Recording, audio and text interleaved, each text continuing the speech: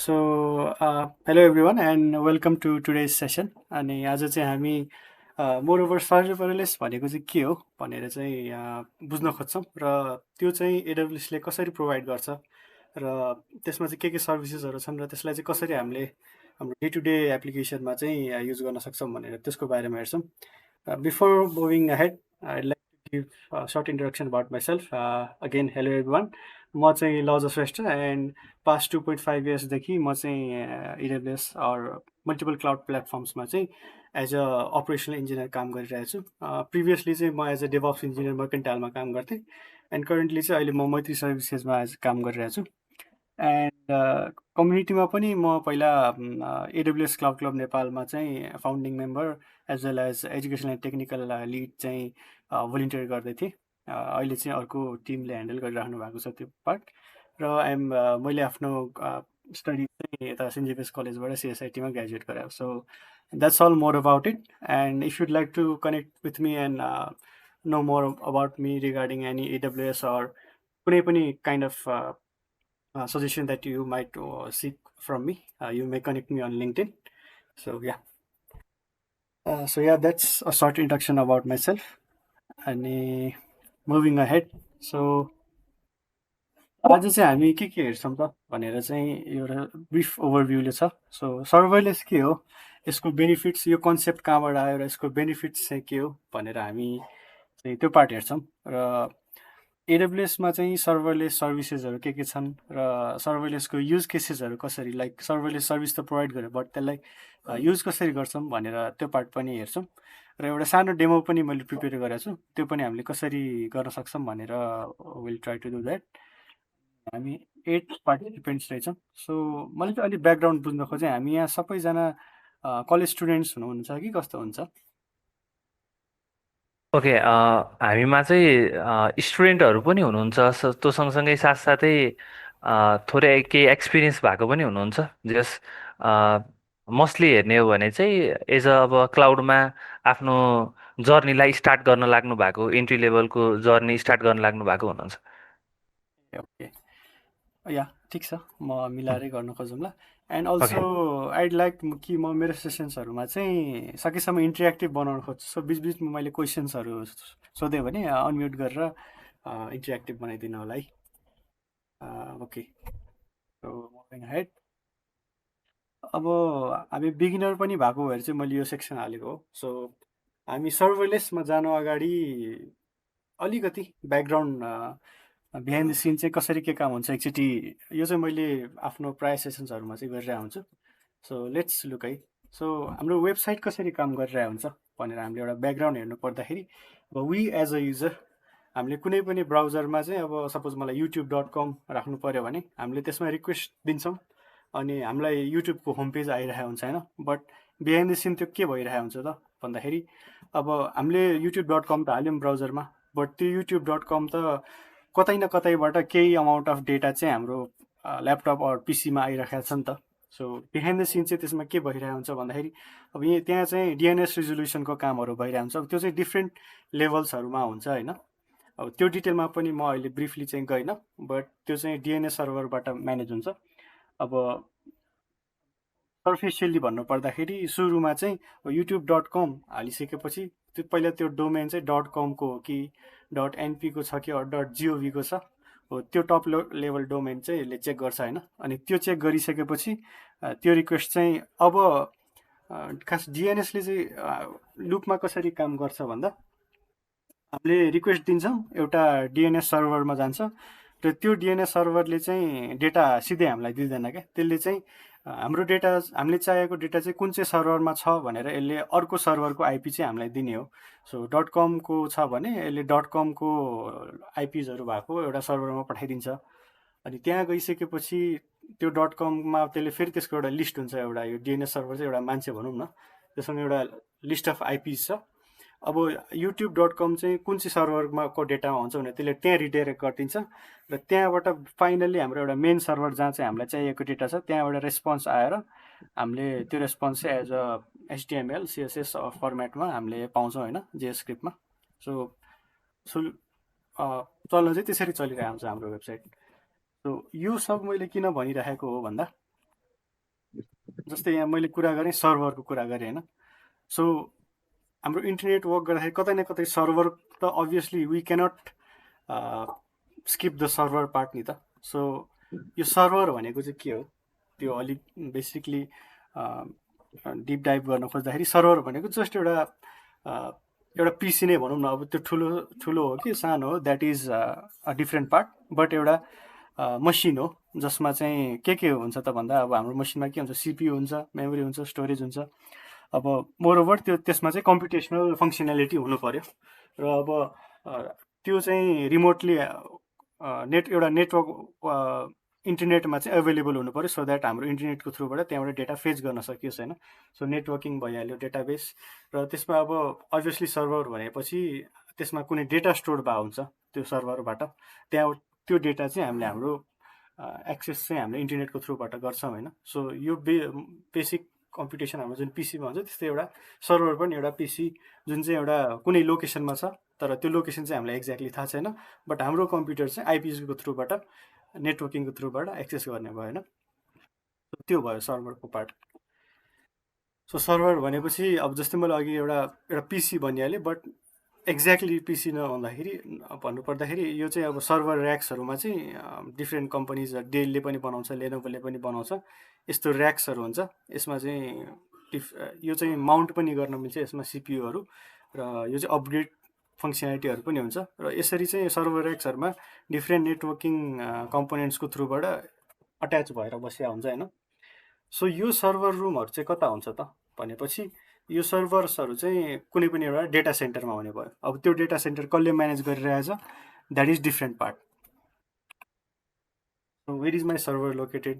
अब हाम्रो यहाँ लोकल डेटा सेन्टर यस्तो सर्भर प्रोभाइड गर्ने कम्पनीहरू भनेको डेटा हब भइहाल्यो एउटा। त्यो चाहिँ त्यसलाई चाहिँ हामीले एउटा लोकल क्लाउड भनेर बुझ्न सक्छौँ होइन। सो अब यो चाहिँ यो पार्ट चाहिँ why does AWS come into scene यो सर्भरको पार्टमा भन्दाखेरि, हामीले यदि आफैले एउटा सर्भर बनाउन थाल्यौँ भने त्यसमा चाहिँ हामीले के इस्युजहरू फेस गर्छौँ त। जस्तै डेटा सेन्टर हामीले आफैले मेन्टेन गर्नुको लागि त्यो ठाउँको रेन्ट तिर्नु पऱ्यो, र सर्भरहरू अब मल्टिपल अब हाम्रो एउटा सिम्पल पिसीले त कति हिट जेनेरेट गरेर हुन्छ भने त्यहाँ हन्ड्रेड्स अफ पिसी हुँदाखेरि त्यहाँ कति हिट जेनेरेट होला। सो त्यसलाई मेन्टेन गर्नुको लागि कुलिङ पनि हामीले मेन्टेन गर्नुपर्ने भयो, र हार्डवेयरहरू पनि हामीले मेन्टेन गर्नुपर्ने भयो। र त्यस्तै गरी हाम्रो डेटा सबै सर्भरमा भइसकेपछि कुनै एउटा डिजास्टर भयो, अर्थक्वेक अर फायर हुँदाखेरि त्यो एस्पेक्टहरू पनि हामीले मेन्टेन गर्नुपर्ने हुन्छ, बिकज हाम्रो क्लाइन्टको कम्प्लिट डेटा चाहिँ हाम्रो सर्भरमा डिपेन्डेन्ट भएको हुन्छ होइन। सो एउटा सर्भर र डेटा सेन्टर म्यानेज गर्दाखेरि चाहिँ यो इस्युजहरू फेस गर्नुपर्ने हुन्छ, र यही इस्युजलाई चाहिँ हामीले आउटसोर्स गर्छौँ so that we don't have to face with this hassle भनेर चाहिँ एडब्ल्युएसले चाहिँ यस्तै खालको इन्फ्रास्ट्रक्चर एज अ सर्भिस चाहिँ प्रोभाइड गर्ने हो, along with many other services. So एउटा मैले ब्रिफली सर्भरको ब्याकग्राउन्ड चाहिँ दिइहालेँ होइन मैले तपाईँहरूलाई। अब हामीले सर्भर त भन्यौँ, बट यो सर्भरलेस भन्ने टर्म चाहिँ के हो त। So before proceeding ahead, I want the participants from this session to जे थाहा छ, there is no wrong answer. So serverless तपाईँहरूले के बुझ्नु भएको छ, एनीबडी? म थोरै ट्राई गर्छु है त। ओके। यो चाहिँ अघि हजुरले जुन डायग्राम देखाउनु भयो नि, हामीले वेबसाइट अब ब्राउजरमा हालेर चाहिँ त्यो डिएनएसको रिजल्टमा गएर कुनै डेटा सेन्टरबाट डेटा फेच भन्दा पनि कुनै भनौँ न एउटा प्रोग्रामिङ गरेर त्यसको चाहिँ एउटा क्विक एउटा के भन्छ त्यसलाई ट्रिगर मोमेन्ट गराएर चाहिँ त्यसको डेटा चाहिँ सो गराउने अथवा हुन्छ नि त, हजुर त्यो काम गराउने चाहिँ सर्भरलेस हो कि जस्तो लाग्छ मेरो विचारमा है। ए ल्याम्डाको नजिक भयो होला यो सोच चाहिँ। हजुर या त्यो अँ, ल्याम्डाको फिचर चाहिँ भनौँ त्यसलाई। बट हजुर हजुर ल्याम्डा एउटा सर्भरलेस सर्भिस चाहिँ हो। अब हजुर सर्भरलेस ठ्याक्कै भन्नुपर्दाखेरि चाहिँ let's move at with the slide है त। अनि विल या तपाईँले भनेको रङ चाहिँ होइन, but let's proceed ahead and let's see. So what is serverless भन्दा कि सर्भरलेस भनेको सर्भरै नहुने हो त? त्यो चाहिँ यस अर नो एकचोटि च्याटमा भनिदिनु न त। विथआउट सर्भरै हामीले हाम्रो एप्लिकेसन डिप्लोय गर्ने हुन्छ होला त सर्भरलेस कन्सेप्टमा? Yeah that's the right answer. Obviously without server त अरू कुनै पनि एउटा कम्प्युटिङ सिस्टम अरू स्टोरेज सर्भिस नभइकन अब स्टोरेज भएर मात्र पनि भएन, त्यो स्टोरेजबाट डेटा फेच गरेर हामीलाई रिटर्न दिने, त्यसको लागि त एउटा कम्प्युटेसनल पावर जसमा चाहिँ एउटा कमान्ड चाहिँ रन हुन सकोस्। ल एउटा रिक्वेस्ट आएको छ, यसलाई चाहिँ हामीले यो डेटा खोतालेर यसलाई रिटर्न गर्नुपर्छ भन्ने एउटा कमान्ड रन गर्न सक्ने त्यो कम्प्युटेसनल पावर भएको एउटा मिडल म्यान त चाहियो नि। So that middle man is server. So without server त त्यो हुँदैन। सो यो सर्भरलेस भनेको चाहिँ के हो र वाट्स द कन्सेप्ट भनेर लेट्स मुभ हेड है त। र यो एनालोजीलाई मैले अझै अलि बेटरली यो चाहिँ मैले यसरी भन्दा चाहिँ बेटर याद हुन्छ र भिजुलाइज गर्न सकिन्छ भनेर चाहिँ मैले एउटा एनालोजी बनाएको छु है त। एकदम सिम्पल छ। सो यो एनालोजी भनेको चाहिँ के हो भन्दा, ल सपोज तपाईँहरू चाहिँ एउटा सिनेरियो दिएँ मैले। तपाईँहरू चाहिँ पोखरामा घुम्न जानुभएको छ अरे, तपाईँहरूसँग यता आफ्नो घरमा बाइक स्कुटी के होला त्यो चाहिँ अब यता घरमै छोडेर पोखरामा घुम्न जानुभएको छ अरे, र पोखरामा चाहिँ तपाईँहरूलाई मल्टिपल ठाउँहरू घुम्न जानु छ। बट अब त्यो लोकल्ली जान पोसिबलै छैन, बिकज लोकेसन्सहरू टाढा टाढा छ। So you need to visit multiple places. अनि सो तपाईँहरूसँग अप्सन के होला त भन्दाखेरि एउटा अप्सन मैले सोध्नुभन्दा म आफैले भनिहालेँ। सो अप्सन 1 भनेको तपाईँले आफैले एउटा भेहिकल रेन्ट गरेर त्यसलाई त्यो भेहिकल युज गरेर ट्राभल गर्न सक्नुभयो होइन। लाइक अब जहाँ हाम्रो लोकल पब्लिक बसेसहरू पुग्न सक्दैन त्यहाँ चाहिँ आफैले स्कुटर रेन्ट गरेर आफैले चलाएर होल डेको लागि पे गर्नुहुन्छ र यो स्कुटर 1 डेको लागि तपाईँकै हुन्छ होइन। So that's option 1। So next option भनेको नाउ इज प्रिटी फेमस। तपाईँले चाहिँ यो राइड सेयरिङको थ्रुबाट तपाईँले अब suppose point A to point B जानु छ भने राइड बुक गर्यो एन्ड त्यो राइड पोइन्ट एदेखि पोइन्ट बीसम्म मात्र जति कस्ट लाग्यो हो त्यसको मात्र पे गरेर गर्नुभयो त। सो दिज आर 2 अप्सन होइन। सो अब यसमा तपाईँले कसरी कनेक्ट गर्न सक्नुहुन्छ भन्दा, सुरुमा त अप्सन 1 र अप्सन 2 को डिफ्रेन्स हेरौँ है। सो अप्सन 1 मा तपाईँले स्कुटर आफैले रेन्ट गर्दाखेरि तपाईँले होल डेकै त्यो स्कुटरको पैसा पे गर्नु पर्यो। अब तपाईँ बिचमा कतै क्याफेमा गएर बस्नुहुन्छ अरू होटेलमै गएर बस्नुहुन्छ, जुन टाइम तपाईँले त्यो स्कुटरलाई चलाइराख्नु भएको छैन, तर त्यो टाइमको पनि तपाईँले पे चाहिँ गर्नु पर्यो, बिकज तपाईँले होल डेको लागि बुक गर्नुभएको छ त्यो स्कुटर। बट यदि तपाईँले राइड सेयरिङको एपको थ्रुबाट राइड मात्र बुक गर्नुभएको छ भने तपाईँले जस्ट त्यो डिस्टेन्स ट्राभल गरेको जुन टाइम छ त्यसको लागि मात्र पे गर्नुहुन्छ। र अर्को भनेको तपाईँले त्यो मसिन अरू त्यो भेहिकल चाहिँ ओन गर्नु हुँदैन। र अप्सन 1 मा चाहिँ तपाईँ आफैले चलाउनु पर्यो, तपाईँ त्यो राइडर त्यो भेहिकलको मालिक पनि त्यो दिनको लागि तपाईँ नै हुनुहुन्छ। बट अप्सन 2 मा चाहिँ त्यो हुँदैन, तपाईँले राइड पनि अरूले नै गरिदिन्छ। तपाईँको गोल भनेको point A to point B जाने हो, त्यो फुलफिल भइरहेछ, बट तपाईँले केही गर्नु परेको छैन, यो just paying somebody else to do it.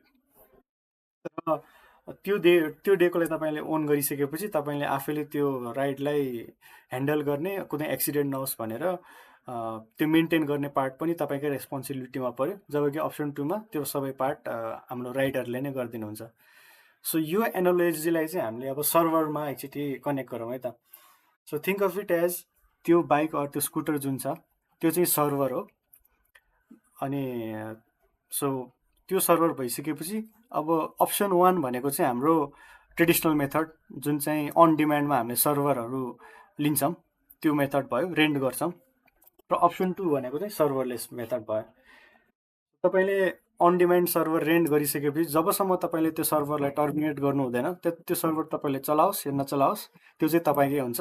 र तपाईँले नै त्यो अब एक दिनको लागि त्यो सर्भर तपाईँले रेन्ट गर्नुभएको छ भने त्यो होल डेको आवरली रेटमा पे गर्नुपर्ने हुन्छ।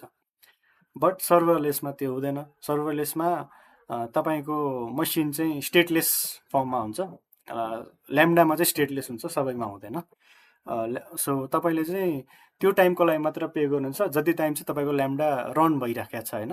अब सपोज तपाईँको म्याक्सिमम् ल्याम्डा रन भएको एक्जिक्युसन टाइम चाहिँ 15 मिनट्स 20 मिनट्स मात्रै छ भने त्यो 20 मिनट्सको रेटमा चाहिँ तपाईँले पे गर्नुपर्ने हुन्छ। अब त्यो ल्याम्डा तपाईँले बनाएर 1 वर्ष छोड्नु भएको छ अरे, तर युज चाहिँ एकचोटि पनि भएको छैन भने you don't have to pay, you just have to pay for the invocation and execution time. So yeah यो एउटा एनोलोजी भयो एउटा बाइक रेन्ट गर्ने र सर्भर ट्रेडिसनल सर्भर रेन्टिङ र सर्भरलेस कन्सेप्टको डिफरेन्स चाहिँ। सो आई होप भनेपछि तिमीले चाहिँ lambda is compare to ride share जस्तो कुरा गर्यो, 1.2 अनदर पोइन्ट मात्रको हैन। हजुर हजुर या त्यसमा मेन्टेनेन्स कस्ट पनि भएन, अपरेसन ओभरहेड पनि भएन हैन, हजुर just you pay as you go. Yes yes. अब पे एज यु गो चाहिँ हाम्रो यदि एउटा EC2 सर्भर तपाईँले स्पिनअप गर्नुभएको छ भने त्यो पनि पे एज यु गो त पे एज यु गो नै हुन्छ होइन। बट तपाईँले पे चाहिँ होल्डेकै गर्नु पऱ्यो जति टाइमसम्म तपाईँले त्यसलाई रन गरिराख्नु, आई मिन तपाईँको अकाउन्टमा तपाईँले एक्टिभ गरिराख्नु भएको छ त्यति टाइमको लागि पे गर्नु पऱ्यो। अब अप्सन 1मा चाहिँ तपाईँले तपाईँको त्यो सर्भरमा कुन चाहिँ अपरेटिङ सिस्टम राख्ने, कुन चाहिँ भर्जनको पाइथन राख्ने, त्यो सबै कुरा चाहिँ तपाईँले मेन्टेन गर्नु पऱ्यो होइन। अब जबकि ल्याम्डामा चाहिँ त्यो मेन्टेनेन्स कुन चाहिँ OS राख्ने, त्यो इन्फ्रास्ट्रक्चर साइडको पार्टहरू, त्यो पार्ट चाहिँ सबै हामीले जस्ट सिलेक्ट गऱ्यो, but we don't have to install anything, सबै उतैबाट इन्स्टल भएर आउँछ। अब अभियसली कुनै एउटा थर्ड पार्टी प्याकेजहरू छ भने त्यो त हाल्नै पर्यो, बट त्यो रन टाइमहरू चाहिँ ल्याम्डामा अटोमेटिकली हामीले सेलेक्ट गरेपछि it's all everything is manage by AWS। So that's the difference. So option 1 is traditional renting the servers and option 2 is Lambda or serverless method भनौँ न। भनेपछि यो ल्याम्डा चाहिँ स्यास अन्तर्गत पर्यो होइन। अब S3हरू EC2हरू चाहिँ IaaS तिर पर्यो होइन। स्यास चाहिँ भन्न मिल्दैन, सर्भिस सर्भिस मैले सफ्टवेयर बुझिनँ, सर्भिस चाहिँ भन्न मिल्यो। बट ल्याम्डालाई चाहिँ प्लेटफर्म एज अ सर्भिस पनि भन्छ। यसले चाहिँ हाम्रो एउटा प्लेटफर्म दिइरहेछ जहाँ चाहिँ हामीले जस्ट हाम्रो कोड राख्न सक्छौँ। So will talk about that अझै डिटेलमा। अब जस्तै EC2मा चाहिँ त्यसले चाहिँ हामीले एउटा सर्भरै दिइरहेछ नि त। अब यो सर्भरमा तपाईँले जुनै पनि एप्लिकेसन हाल्नुहोस्, यसमा कुन चाहिँ OS हाल्ने, कुन चाहिँ प्याकेज इन्स्टल गर्ने, एभ्री सर्भरको भित्र जे मिलाउनु पर्ने छ त्यो सबै तपाईँले गर्नुपर्ने भयो। तपाईँलाई जस्ट एउटा रेडिमेड सर्भर चाहिँ दिइरहेछ। So EC2 is infrastructure as a service र ल्याम्डालाई चाहिँ एज अ प्लेटफर्म सर्भिस भनेको, जसले चाहिँ हामीले एउटा बनाऊ, अब सपोज पाइथन चल्छ भने पाइथन इन्स्टल भएको एउटा इन्स्टेन्स हामीले अलरेडी बनाएर रेडी पारेर दिन्छ, हामीले जस्ट यसमा हाम्रो कोड मात्र हाले पुग्छ। So so that's the difference. अरू केही क्वेसन्स छ? यसमा टाइम पनि आफैले टाइम सेटअप गर्न मिल्छ कि यसको लिमिटेसन भनेको त्यो 10-15 मिनट्स 20 मिनट्स हो कि कस्तो हो? यो चाहिँ 15 मिनट भन्नुभएको थियो है। हजुर हजुर। अक्रोडजीले 15 मिनटसम्म मात्रै एक्जिक्युट हुन्छ भनेर भन्नुभएको थियो, एकदम लङ टाइम भनेको चाहिँ। हजुर, यसको म्याक्सिमम टाइम चाहिँ 15 मिनट हुन्छ। म अहिले डेमो गर्दाखेरि त्यो पार्टहरू पनि सबै 1 बाई 1 देखाउँछ है त।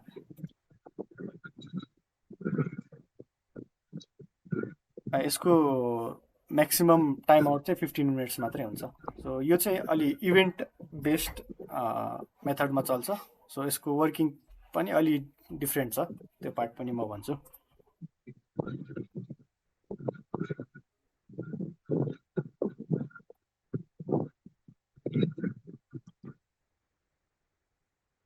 Yeah, any other questions?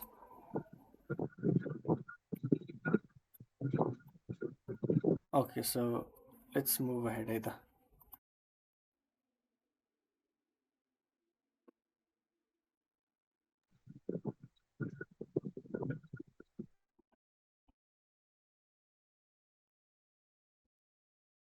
So what is serverless? Serverless, अब जस्तै मैले भनेको कुरा यो अलिकति डेफिनेसन हो यसको चाहिँ, जसमा चाहिँ infrastructure is everything is manage by the cloud provider. You just focus on writing the code. तपाईँले आफ्नो कोड हाल्नुहुन्छ र यसमा चाहिँ जस्ट रन मात्रै गरिदिने हो। अब त्यो रन कसरी गर्ने त्यो द्याट इज डिफ्रेन्ट पार्ट। अब यो चाहिँ ल्याम्डामा डिफ्रेन्ट हुन्छ, अरू अब ECS भन्ने प्लेटफर्ममा डिफ्रेन्ट हुन्छ। बट मोर ओभर यसमा अब सर्भरलेस भनिसकेपछि इट्स नट कि सर्भर नै हुँदैन, बट यहाँ चाहिँ सर्भर चाहिँ हामीले म्यानेज गर्नु पर्दैन। वी जस्ट हामीले चाहिँ हामीलाई एउटा इन्स्टेन्स चाहियो जहाँ चाहिँ हाम्रो कोड रन हुनुपर्छ भनेर हामीले एउटा इन्स्टेन्स चाहिँ माग्छौँ र त्यसले त्यो इन्स्टेन्स दिन्छ र त्यसमा चाहिँ हामीले जस्ट हाम्रो कोड हालिदिने, हाम्रो कुन चाहिँ रन टाइम पाइथन हो कि नोड हो कि त्यो रन टाइम चाहिँ हामीले सेलेक्ट गरेर त्यसमा हालिदिने हो। अब त्यसमा त्यो पाइथनको प्याच मेन्टेन गर्ने, त्यसलाई सर्भरलाई मेन्टेन गर्ने part is everything is handle. र अर्को सर्भरलेस, वाइ सर्भरलेस इज सो पपुलर भन्दाखेरि अटोमेटिक स्केलिङ। अब जस्तै यो पार्ट चाहिँ अब फर इक्जाम्पल तपाईँले चाहिँ आफ्नो एप्लिकेसनको लागि चाहिँ बेयर मेटल EC2 सर्भरमा चाहिँ डिप्लोय गर्नुभएको छ अरे, बट भोलि तपाईँको एप्लिकेसन चाहिँ युजर चाहिँ यति बढ्यो कि त्यो एउटा सर्भरले पुगेन। अब त्यसलाई चाहिँ स्केल गर्नुपर्ने भयो। अब यहाँ भर्टिकल स्केलिङ गर्ने कि हरिजोन्टल स्केलिङ गर्ने, सो यो पनि म भनिदिइहालेँ। सो भर्टिकल स्केलिङ भनेको चाहिँ यदि तपाईँको सर्भर अहिले 2 GB ऱ्याम र 4 कोर CPU छ अरे, अब यसलाई अझै ठुलो बनाउने भनेको चाहिँ यही 2 GB ऱ्यामलाई 4 GB बनाइदिने अनि CPU पनि अलिकति बढाइदिने, त्यही सर्भरलाई ठुलो स्पेक्स हालिदिने भनेर बुझ्नुहोस्। अब होराइजोन्टल स्केलिङ भनेको होराइजोन्टल स्केलिङ भनेको चाहिँ त्यही 2 GB भएको सर्भरलाई चाहिँ एउटाको सट्टा दुईवटा हालिदिने। अब अघि चाहिँ लोड एउटा सर्भरमा मात्र गइरहेको थियो भने अब दुईवटामा गयो। सो यो चाहिँ मल्टिपल इन्स्टेन्सेस हाल्नेलाई चाहिँ होराइजोन्टल स्केलिङ भनिन्छ। सो यो स्केलिङ पोलिसिजहरू र यसमा लोड कसरी ब्यालेन्स गर्ने यो पार्टहरू पनि तपाईँ सबै आफैले म्यानेज गर्नुपर्ने हुन्छ if you're using EC2 method or server method, not serverless method. यहाँ स्केलिङहरू पनि तपाईँले यो ESG को थ्रुबाट ESG मा हालेर त्यसमा कुन चाहिँ कस्तो खालको सर्भर, लाइक त्यसमा लन्च टेम्प्लेट हालेर, लाइक अब लन्च टेम्प्लेट भनेको चाहिँ एउटा तपाईँले टेम्प्लेट बनाउनुहुन्छ जसमा चाहिँ मेरो एप्लिकेसन चाहिँ यो भर्जनमा छ भनेर एउटा इमेजको थ्रुबाट एउटा मसिन छ, सो मसिनको एउटा ब्याकअप लिएर राख्न मिल्छ क्या, त्यसलाई चाहिँ एमाजोन मसिन इमेज भन्छ होइन।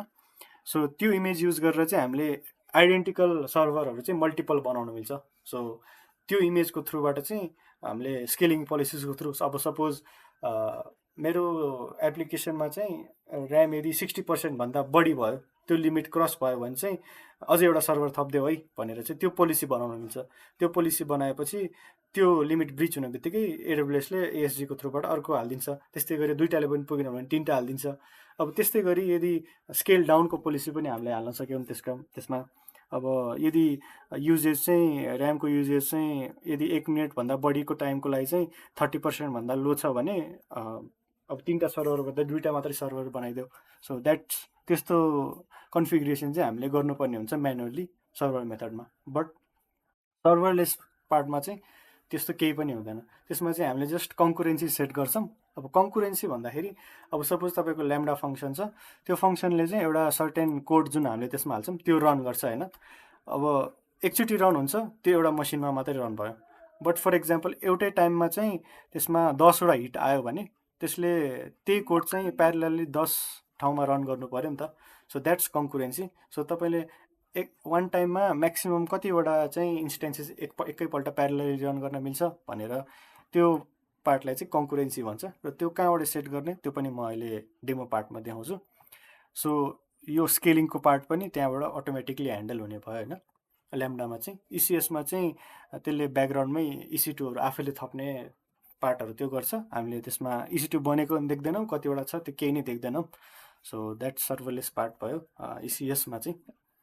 र पे पर युज, यो भनेको अघि मैले एनोलोजीमा पनि भनिहालेँ कि हामीले चाहिँ त्यो रेन्ट गरेको टाइमलाई चाहिँ पे गर्ने होइन कि हामीले चाहिँ जस्ट कति टाइमको लागि युज भएको छ त्यो कोड चाहिँ कति मिनटको लागि रन भएको छ त्यो पर मिनटको हिसाबले चाहिँ हामीले पे गर्छौँ होइन। र अर्को last but not the least event driven. अब इभेन्ट ड्रिभन भनेको चाहिँ अब यहाँ अलरेडी लेखिएको पनि छ, triggered by events like HTTP request, file uploads. So यो चाहिँ कसैले अलि आइडिया छ भने if anybody wants to volunteer के होला इभेन्ट ड्रिभन? यो इभेन्ट ड्रिभन भनेको नर्मल्ली अब वेबसाइटहरूको कुरा गर्दाखेरि चेन्ज हुन्छ। अब जस्तै माउसले होभर गर्नु पर्यो, क्लिक गर्नु पर्यो, जस्तै अब कुनै रिक्वेस्ट डेटा सो गर्नु भनेको छ होइन, डेटा एपीबाट फेच गरेर ल्याएर देखाउनु, त्यस्तै कुराहरू होला। या त्यस्तै त्यस्तै कुरा हो। त्यो माउसवाला पार्ट चाहिँ त्यो चाहिँ हाम्रो वेब पेजको इभेन्ट्स भयो होइन। त्यो चाहिँ वेब पेज बनाउँदाखेरिको इभेन्ट भयो।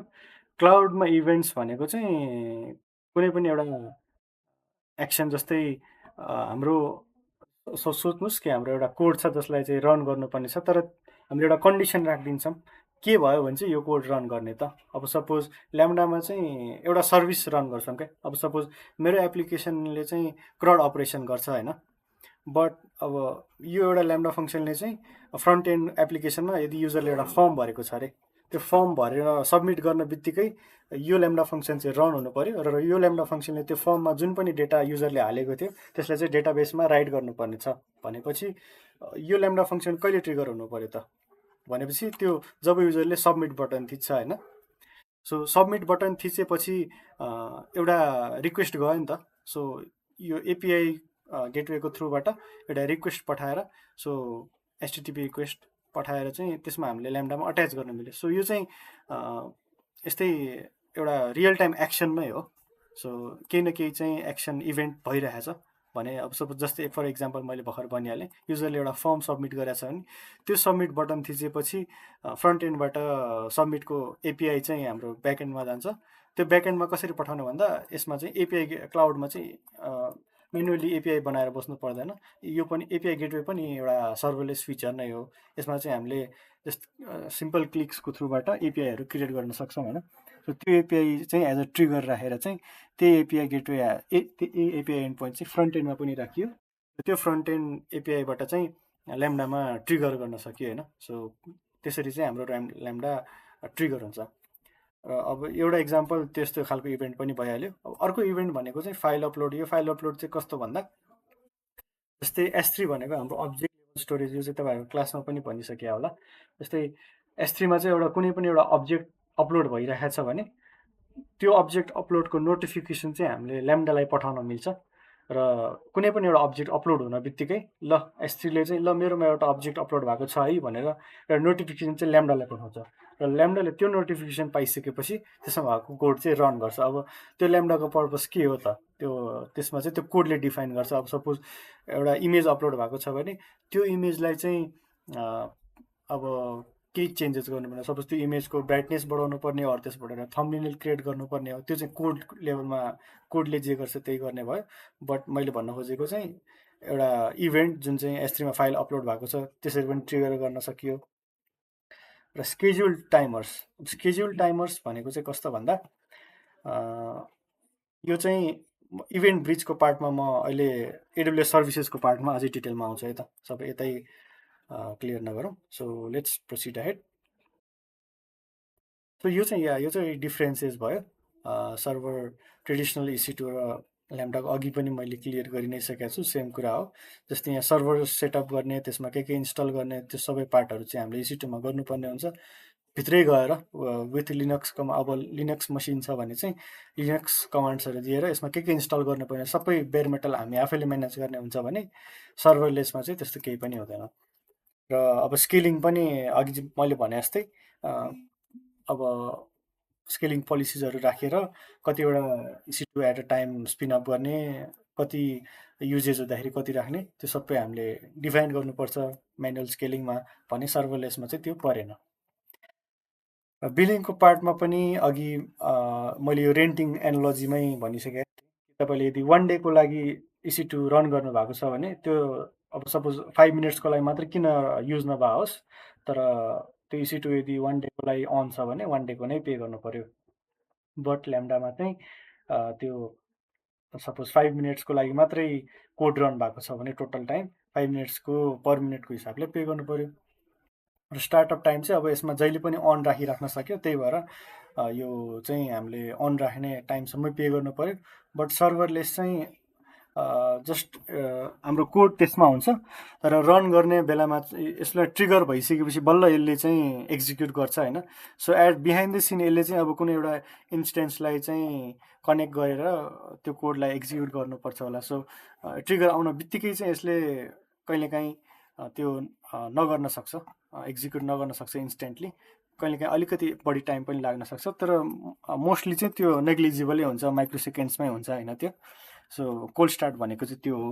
बिहाइन्ड द सिन अब हाम्रो ल्याम्डा रनै भइरहेको छैन फर लङ आवर्स भने यसले चाहिँ हाम्रो ल्याम्डा चाहिँ बनाएको छ, बट यसको बिहाइन्डमा जुन एक्जिक्युट गर्ने सर्भर हुन्छ त्यो चाहिँ अट्याच नभएको हुनसक्छ। सो कोल्ड स्टार्ट भनेको चाहिँ त्यो हो।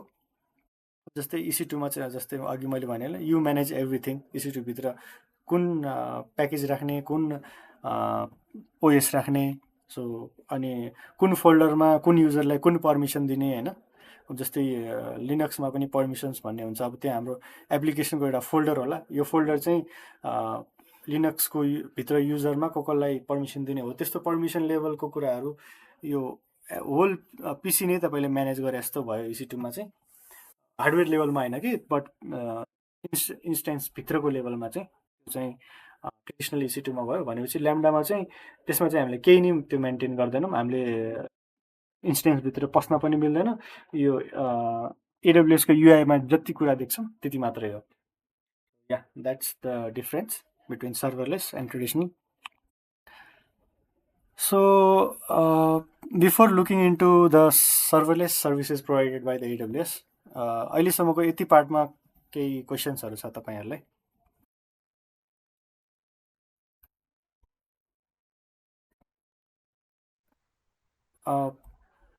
म अहिलेसम्म गइरहेको पेस ठिक छ कि फास्ट गर्नु पर्यो अर स्लो गर्नु पर्यो? ठिक छ हजुर, एकदम राम्रो छ। ओके। के अरे ल्याम्डा चाहिँ यो एपिआई गेटवेमा सेट गर्ने हो ट्रिगर हुनको लागि कि कहाँ सेट गर्नुपर्छ? यो चाहिँ एपिआई गेटवेमा पनि गर्न मिल्यो। अनि जस्तै मैले अघि पनि भनेको थिएँ कि S3 को ट्रिगर पनि राख्न मिल्यो। यसमा चाहिँ इभेन्ट चाहिँ हामीले मल्टिपल ट्रिगर्सहरू राख्न मिल्छ क्या यसमा। So not just API. अब यो चाहिँ युज केस अनुसार डिफ्रेन्ट हुन्छ। अब तपाईँको जस्तै मैले अघि भने कि फ्रन्ट एन्डमा केही एक्सन भइरहेछ र त्यो एक्सनको को करेस्पोन्डिङ केही इभेन्ट ल्याम्डामा चाहिँ केही रन गर्नुपर्ने छ भने चाहिँ एपिआईको थ्रुबाट गर्न सकियो। अर्को चाहिँ हाम्रो एसक्युएसको थ्रुबाट पनि, अब सपोज क्युइङ बेस्ड एप्लिकेसन छ तपाईँको भनेपछि यसमा चाहिँ एसक्युएसको थ्रुबाट रिक्वेस्टहरू हामीले पठाउन मिल्छ। सो यो चाहिँ युज केस अनुसार फरक हुन्छ होइन। सो एपिआई गेटवे पनि अट्याच गर्न मिल्छ। सो त्यो पार्ट पनि कसरी अट्याच गर्ने त्यो पार्ट पनि म अहिले डेमोमा देखाउँछु। या वेट है, 1 मिनट है, म एकचोटि पानी खाएँ।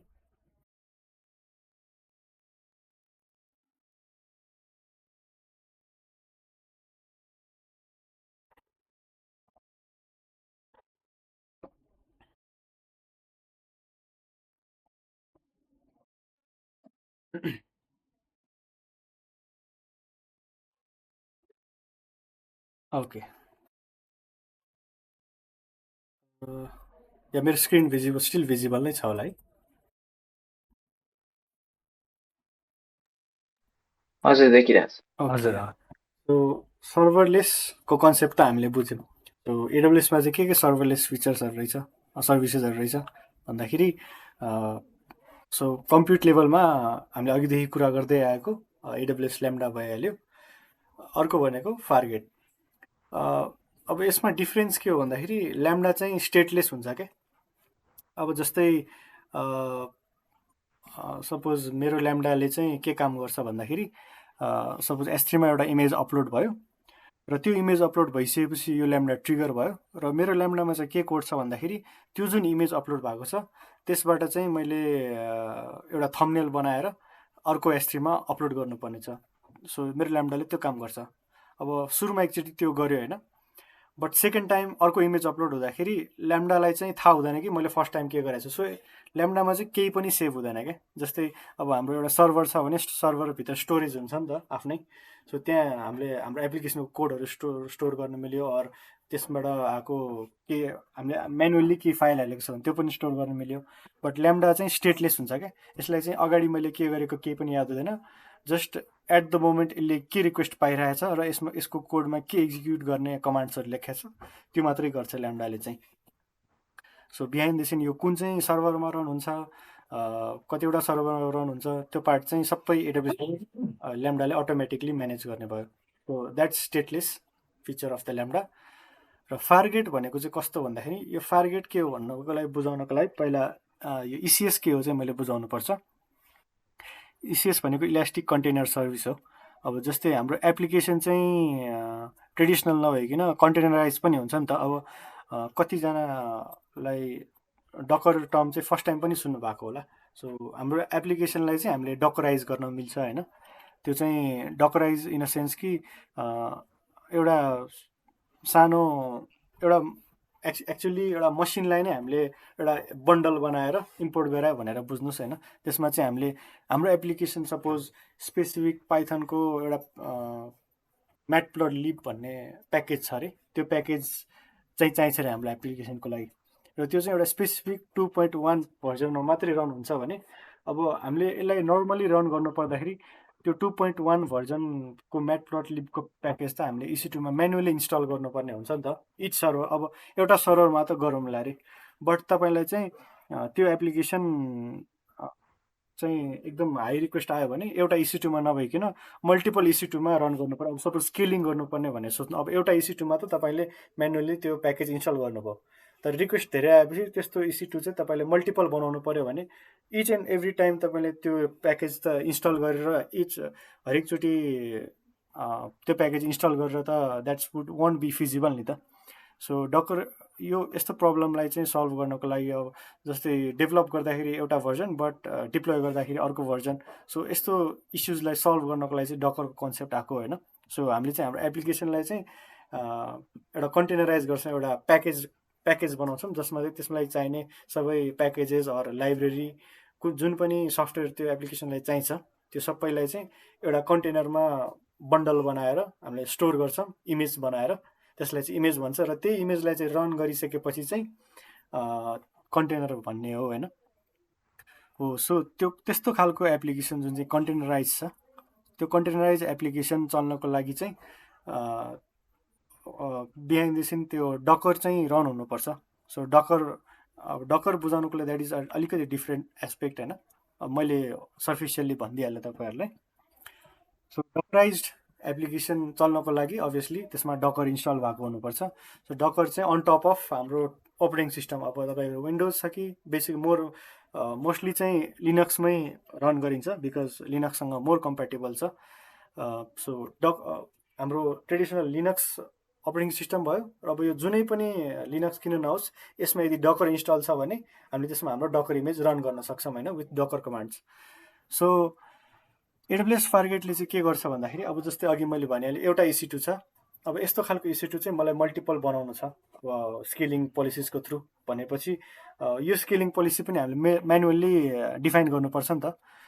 सो फारगेटले चाहिँ त्यो कुरा पनि अटोमेट गरिदियो क्या, हामीले स्केलिङ पोलिसी नै हाल्नु परेन। अब यो डिफ्रेन्स भनेको यो चाहिँ स्टेटलेस हुने भयो, तर यो चाहिँ स्टेटफुल हुन्छ एट द मोमेन्ट चाहिँ जबसम्म त्यो स्पिन हुन्छ। सो यो चाहिँ बिहाइन्ड द सिन EC2मै रन हुने हो, तर यो चाहिँ कन्टेनराइज्ड एप्लिकेसनहरूले रन गर्छ क्या। सो हाम्रो एउटा कन्टेनरले एउटा सर्भिस फुलफिल गर्छ। जस्तै ल्याम्डाले अघि मैले भने जस्तो एउटा थम्बनेल क्रिएट गर्ने चाहिँ यसमा कोड लेखेको छ भने हाम्रो कन्टेनराइज पनि अब माइक्रो सर्भिस एप्लिकेसनमा छ भने चाहिँ एउटा सर्भिस एउटा कन्टेनर हो भने चाहिँ त्यो सर्भिस रन भइरहेको हुन्छ, एउटा कन्टेनर रन भइरहेको भयो। र त्यस्तै कन्टेनर चाहिँ मलाई मल्टिपल चाहियो भने बिहाइन्ड द सिन यसमा अब ECS विथ EC2 पनि गर्न मिल्छ हामीले। त्यसमा चाहिँ हामीले म्यानुअल्ली स्केलिङ पोलिसिजहरू डिफाइन गर्नुपर्ने हुन्छ, कति रिक्वेस्ट आयो र कति CPU युजेस भयो भने चाहिँ कतिवटा EC2 थप्ने भनेर त्यो म्यानुअल्ली गर्नु पऱ्यो त्यो पार्ट। जबकि फारगेट हामीले युज गर्यो भने चाहिँ हाम्रो कन्टेनराइज्ड एप्लिकेसनलाई चाहिँ हामीले यो स्केलिङ पोलिसीहरू केही पनि दिनु पर्दैन, यसले रिक्वेस्ट र CPU सबै कुरा हेरेर म्यानुअल्ली नै बिहाइन्ड द सिन कतिवटा EC2 थप्ने कतिवटा हटाउने त्यो पार्ट पनि फारगेटले गरिदियो। सो कम्प्युट लेभलमा ल्याम्डा र फारगेट भइहाल्यो होइन सर्भरलेस सर्भिसको। त्यस्तै गरी अब इन्टिग्रेसन पार्टमा अब अघि मैले भनेको थिएँ एमाजोन इभेन्ट ब्रिज पनि एउटा ट्रिगर हुनसक्छ हाम्रो ल्याम्डाको लागि भनेर। अब इभेन्ट ब्रिज कस्तो खालको कुन केसमा काम लाग्छ भने अब सपोज तपाईँको चाहिँ न्युज पोर्टल एप्लिकेसन छ अरे होइन, एउटा सिनेरियो दिएँ मैले न्युज पोर्टल एप्लिकेसन, र त्यो न्युज पोर्टल एप्लिकेसनमा चाहिँ एउटा सेगमेन्ट चाहिँ स्टक्सको इन्फर्मेसन दिने सेगमेन्ट पनि छ भनेपछि त्यहाँ त एभ्री डे स्टक्सको प्राइस इन्फर्मेसन त अपडेट भइरहेको हुन्छ नि त। सो तपाईँको एप्लिकेसनले एभ्री डे कुनै एउटा ठाउँबाट चाहिँ त्यो स्टक्सको इन्फर्मेसन ल्याउनु पऱ्यो होइन। सो त्यो त एभ्री डे रिकरिङ प्रोसेस भयो नि त। सो तपाईँले चाहिँ एउटा इभेन्ट ब्रिजमा गएर एउटा स्केड्युलर क्रिएट गर्नुहुन्छ र त्यो स्केड्युलरमा चाहिँ तपाईँले टाइम सेट गर्न मिल्छ। एभ्री डे बिहान 4 बजे चाहिँ मलाई एउटा स्केड्युलर बनाइदेऊ र यो स्केड्युलरले चाहिँ कता हिट गर्ने भनेर पनि डेस्टिनेसन पनि राख्न मिल्छ क्या। सो डेस्टिनेसन चाहिँ मैले एउटा ल्याम्डा फङ्सनमा राखेँ र त्यो ल्याम्डा फङ्सनको नाम चाहिँ मैले नेप्से डेटा फेचर भनेर एउटा ल्याम्डा फङ्सन बनाएँ र त्यो ल्याम्डा फङ्सनमा चाहिँ सेयर संसारबाट चाहिँ सपोज सेयर संसारमा जुन पनि डेटा आउँछ त्यो डेटालाई चाहिँ फेच गरेर मेरो न्युज पोर्टललाई चाहिँ दिने काम गर्छ। सो एभ्री डे त्यो स्केड्युलरमा मैले 4 बजेको टाइम सेट गर्थेँ। सो यो इभेन्ट ब्रिजले चाहिँ एभ्री डे 4 बजे चाहिँ ल्याम्डालाई हिट गर्छ। ल 4 बजे अब चाहिँ तिमीले यो तिमीसँग भएको कोड चाहिँ रन गर है भनेर यसले हिट गर्यो यसलाई। सो एभ्री 4 बजे ल्याम्डाले चाहिँ सेयर संसारबाट नेप्सेको डेटा ल्याउँछ र हाम्रो आफ्नो एप्लिकेसनमा चाहिँ अपडेट गरिदिन्छ। सो इभेन्ट ब्रिज चाहिँ त्यो युज केसमा युज हुने भयो। र यस्तै गरी स्टेप फङ्सन, अब यो स्टेप फङ्सन भनेको चाहिँ यो बिहाइन्ड यसमा ल्याम्डा नै युज हुन्छ, बट यसमा चाहिँ स्टेप्स फङ्सनमा चाहिँ हामीले कन्डिसन राख्न सक्छौँ क्या। सपोज यदि यो एउटा कम्प्युट गरेर यसको रिजल्ट चाहिँ यस अर नो आयो अरे सपोज। सो यस आयो भने अर्को एउटा सर्भिस रन गर र नो आयो भने अर्को सर्भिस रन गर। सो एउटा मात्र ल्याम्डा फङ्सन नभइकन मल्टिपल ल्याम्डा फङ्सन, सपोज एउटा ल्याम्डा फङ्सन यहाँ छ, एउटा ल्याम्डा फङ्सन, एउटा फ्लो चार्ट सम्झिनुहोस् न। जस्तै तपाईँले स्टार्ट गर्नुभयो, एउटा कन्डिसन राख्नुहुन्छ, यस अर नो राख्नुभयो, यस भयो भने यो पार्ट गर, नो भयो भने यो पार्ट गर। त्यस्तै गरी यस भयो भने यो ल्याम्डा फङ्सन रन गर, नो भयो भने अर्को ल्याम्डा फङ्सन रन गर। सो त्यस्तोमा चाहिँ त्यस्तो केसमा स्टेप फङ्सन युज गर्न सकिन्छ। र एमाजोन एसक्युएस, अब यो चाहिँ क्युइङ सिस्टमको लागि हो होइन। अब एसक्युएस कसरी काम गर्छ भनेर जानुभन्दा पनि एसक्युएसमा डिटेलमा चाहिँ नजाउँ, बट यो चाहिँ क्युइङ सिस्टम हो होइन। जस्तै हाम्रो एप्लिकेसनमा चाहिँ सपोज मेरो एप्लिकेसन चाहिँ एप्लिकेसनमा मल्टिपल पिडिएफ्सहरू आउँछ। त्यो पिडिएफ्सलाई चाहिँ मैले एउटा पिडिएफ आउनु बित्तिकै प्रोसेस गर्नुपर्छ भने चाहिँ अब सपोज फर्स्टमा जुन चाहिँ पिडिएफ आयो त्यही पिडिएफ चाहिँ मैले सुरुमा प्रोसेस गर्नु पऱ्यो भने चाहिँ अब सपोज एकैचोटि 3टा पिडिएफ आयो होइन। ल फर इक्जाम्पल एमाजोन S3मा फ्रन्ट एन्डको थ्रुबाट एमाजोन S3मा चाहिँ 3टा पिडिएफ अपलोड भयो। अब यो 3टै पिडिएफलाई मेरो ल्याम्डा फङ्सनले रन गर्नुपर्ने छ, एक्जिक्युट गर्नुपर्ने छ। अब प्यारलली त गर्न सकियो, तर यो 3टाको केसमा त केही प्रब्लम भएन।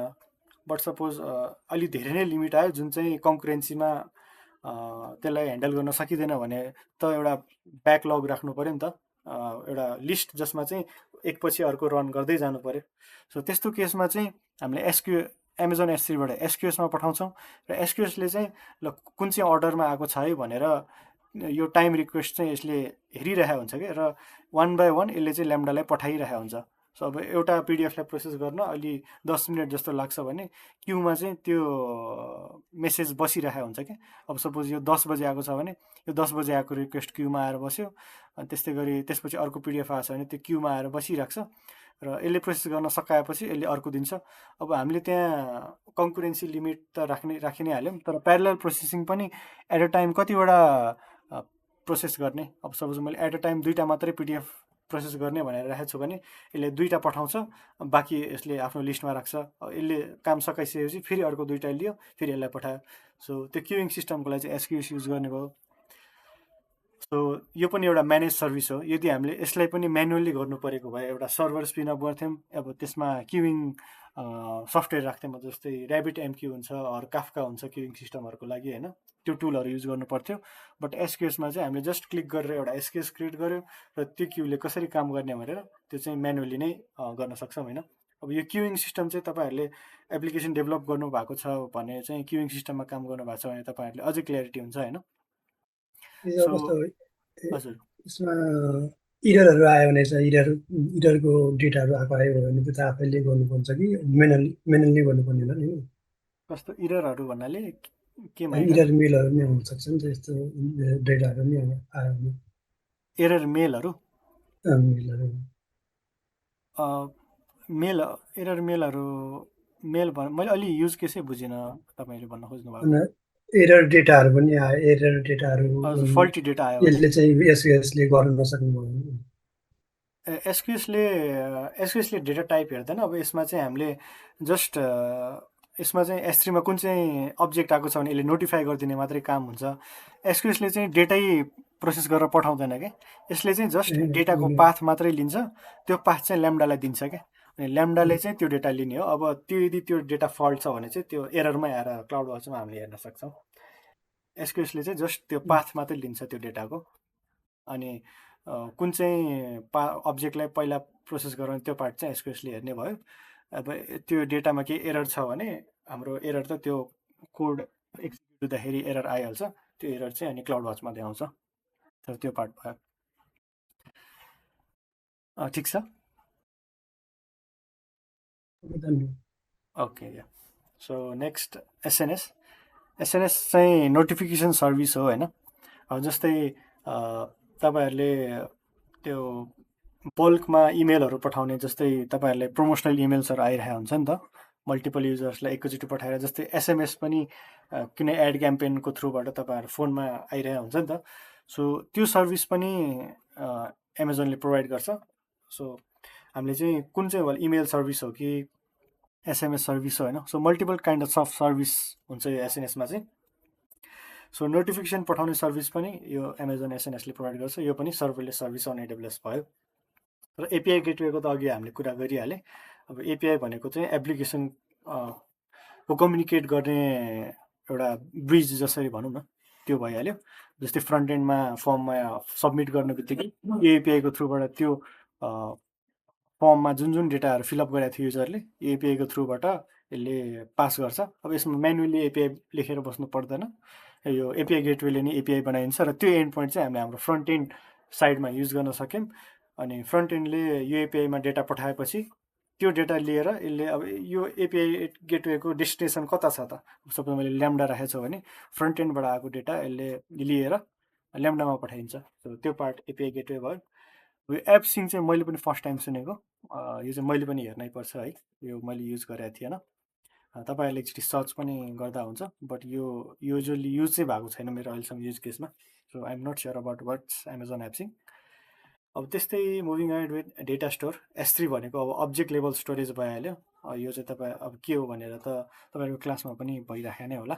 अब जस्ट एउटा अनलाइन स्टोरेज प्लेटफर्म हाम्रो एप्लिकेसनले युज गर्ने, जहाँ चाहिँ हामीले इमेज पिडिएफ एउटा अब्जेक्ट एज अ फाइल्स चाहिँ हामीले राख्न सक्छौँ। डाइनामो डिबी भनेको चाहिँ यो डेटाबेस नै हो, बट विथआउट एसक्युएल बेसमा चाहिँ हुँदैन, यो टेबल फर्मेटमा हुन्छ होइन। यसमा चाहिँ हामीले टेबल्स भनेर बनाउनु पर्छ। सो यो पनि सबै एमाजोनको युआईको थ्रुबाट नै हुन्छ। सो यो डाइनामो डिबी कुन चाहिँ सर्भरमा रन हुन्छ, सो यो सबै सर्भिसेसहरू चाहिँ हामीले बिहाइन्ड द सिन कुन सर्भरमा रन हुन्छ, यो यसलाई स्केल गर्नको लागि के हाल्नुपर्छ, त्यो पार्टहरू सबै एडब्ल्युएसले म्यानेज गर्छ। So that's why it is called serverless.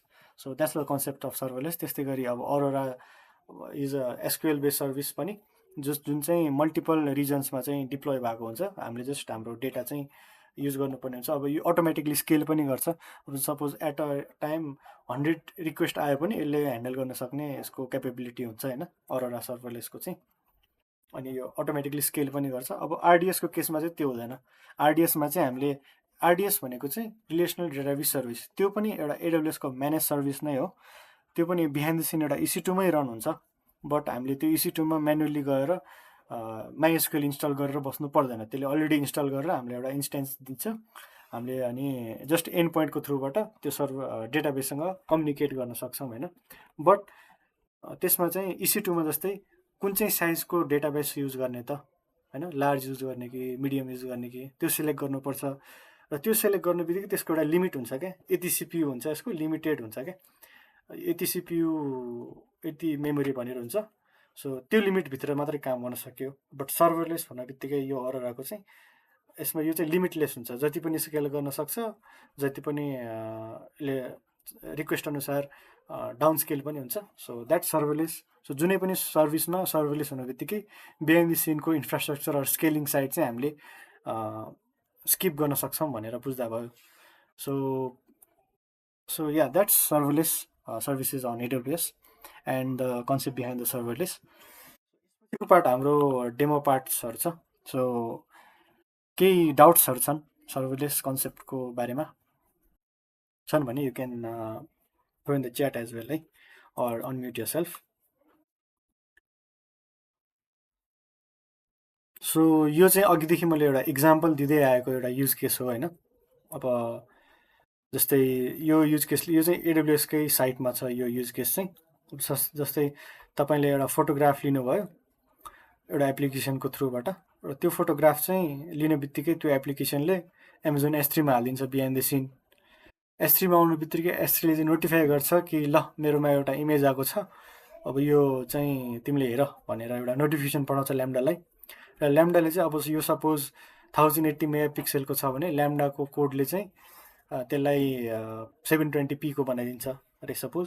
So यसले अपलोड हुने बित्तिकै ल्याम्डालाई ट्रिगर गर्छ. ल्याम्डामा चाहिँ हामीले पोलिसी मिलाउनु पर्छ.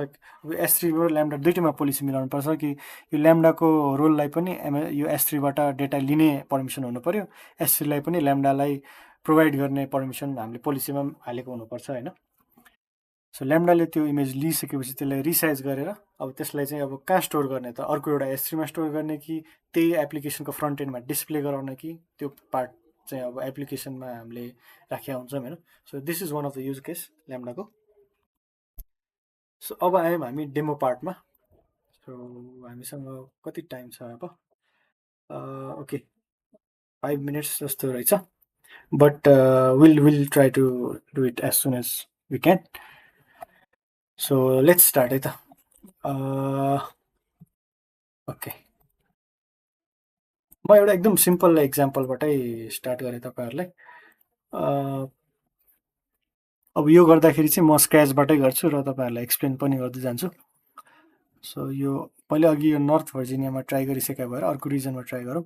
सो यो चाहिँ तपाईँहरूको कोर्समा पनि तपाईँहरूले पढिसक्नु भयो होला कि एमाजोनले चाहिँ डिफ्रेन्ट रिजन्सहरू प्रोभाइड गर्छ. वर्ल्डभरि यसको डेटा सेन्टर्सहरू छन् र एउटा रिजनमा पनि डिफ्रेन्ट जोन्सहरू छ. सो द्याट एउटा रिजनमा सबै केही डिजास्टर भयो भने अर्को रिजनले यसलाई ब्याकअप गर्न सक्ने क्यापेबिलिटी राख्ने हुन्छ यसले चाहिँ. सो त्यो रेजिलियन्सको लागि चाहिँ जस्तै यहाँ युनाइटेड स्टेट्स एउटा सपोज युनाइटेड स्टेट्स कन्ट्रीमा नर्थ भर्जिनिया भन्ने एउटा रिजन छ, US East 1 भन्छ त्यसलाई. यसमा पनि तिनवटा भन्दा बढी नै छन्. So US East 1A, 1B, 1C. So यो भनेको चाहिँ अभाइलेबिलिटी जोन्सहरू हुन्छ क्या डिफ्रेन्ट लोकेसन्समा. अब त्यो लोकेसन चाहिँ हामीलाई एक्ज्याक्टली थाहा हुँदैन, त्यो चाहिँ कन्फिडेन्सियलिटीको हिसाबले पनि यिनीहरूले प्राइभेसी मेन्टेन गरेर राखेको हुन्छ. So these are the reasons. So there are exactly कतिवटा त मैले याद भएन, बट यहाँ हामीले देख्न सक्छौँ, यहाँ जति नै देखिरहेछौँ. So these are the regions of the AWS. So North भर्जिनियामा मैले अघि एउटा ल्याम्डा फङ्सन बनाइसकेको थिएँ. सो म फ्रेस स्टार्टको लागि एउटा मुम्बईमा गएर बनाएँ.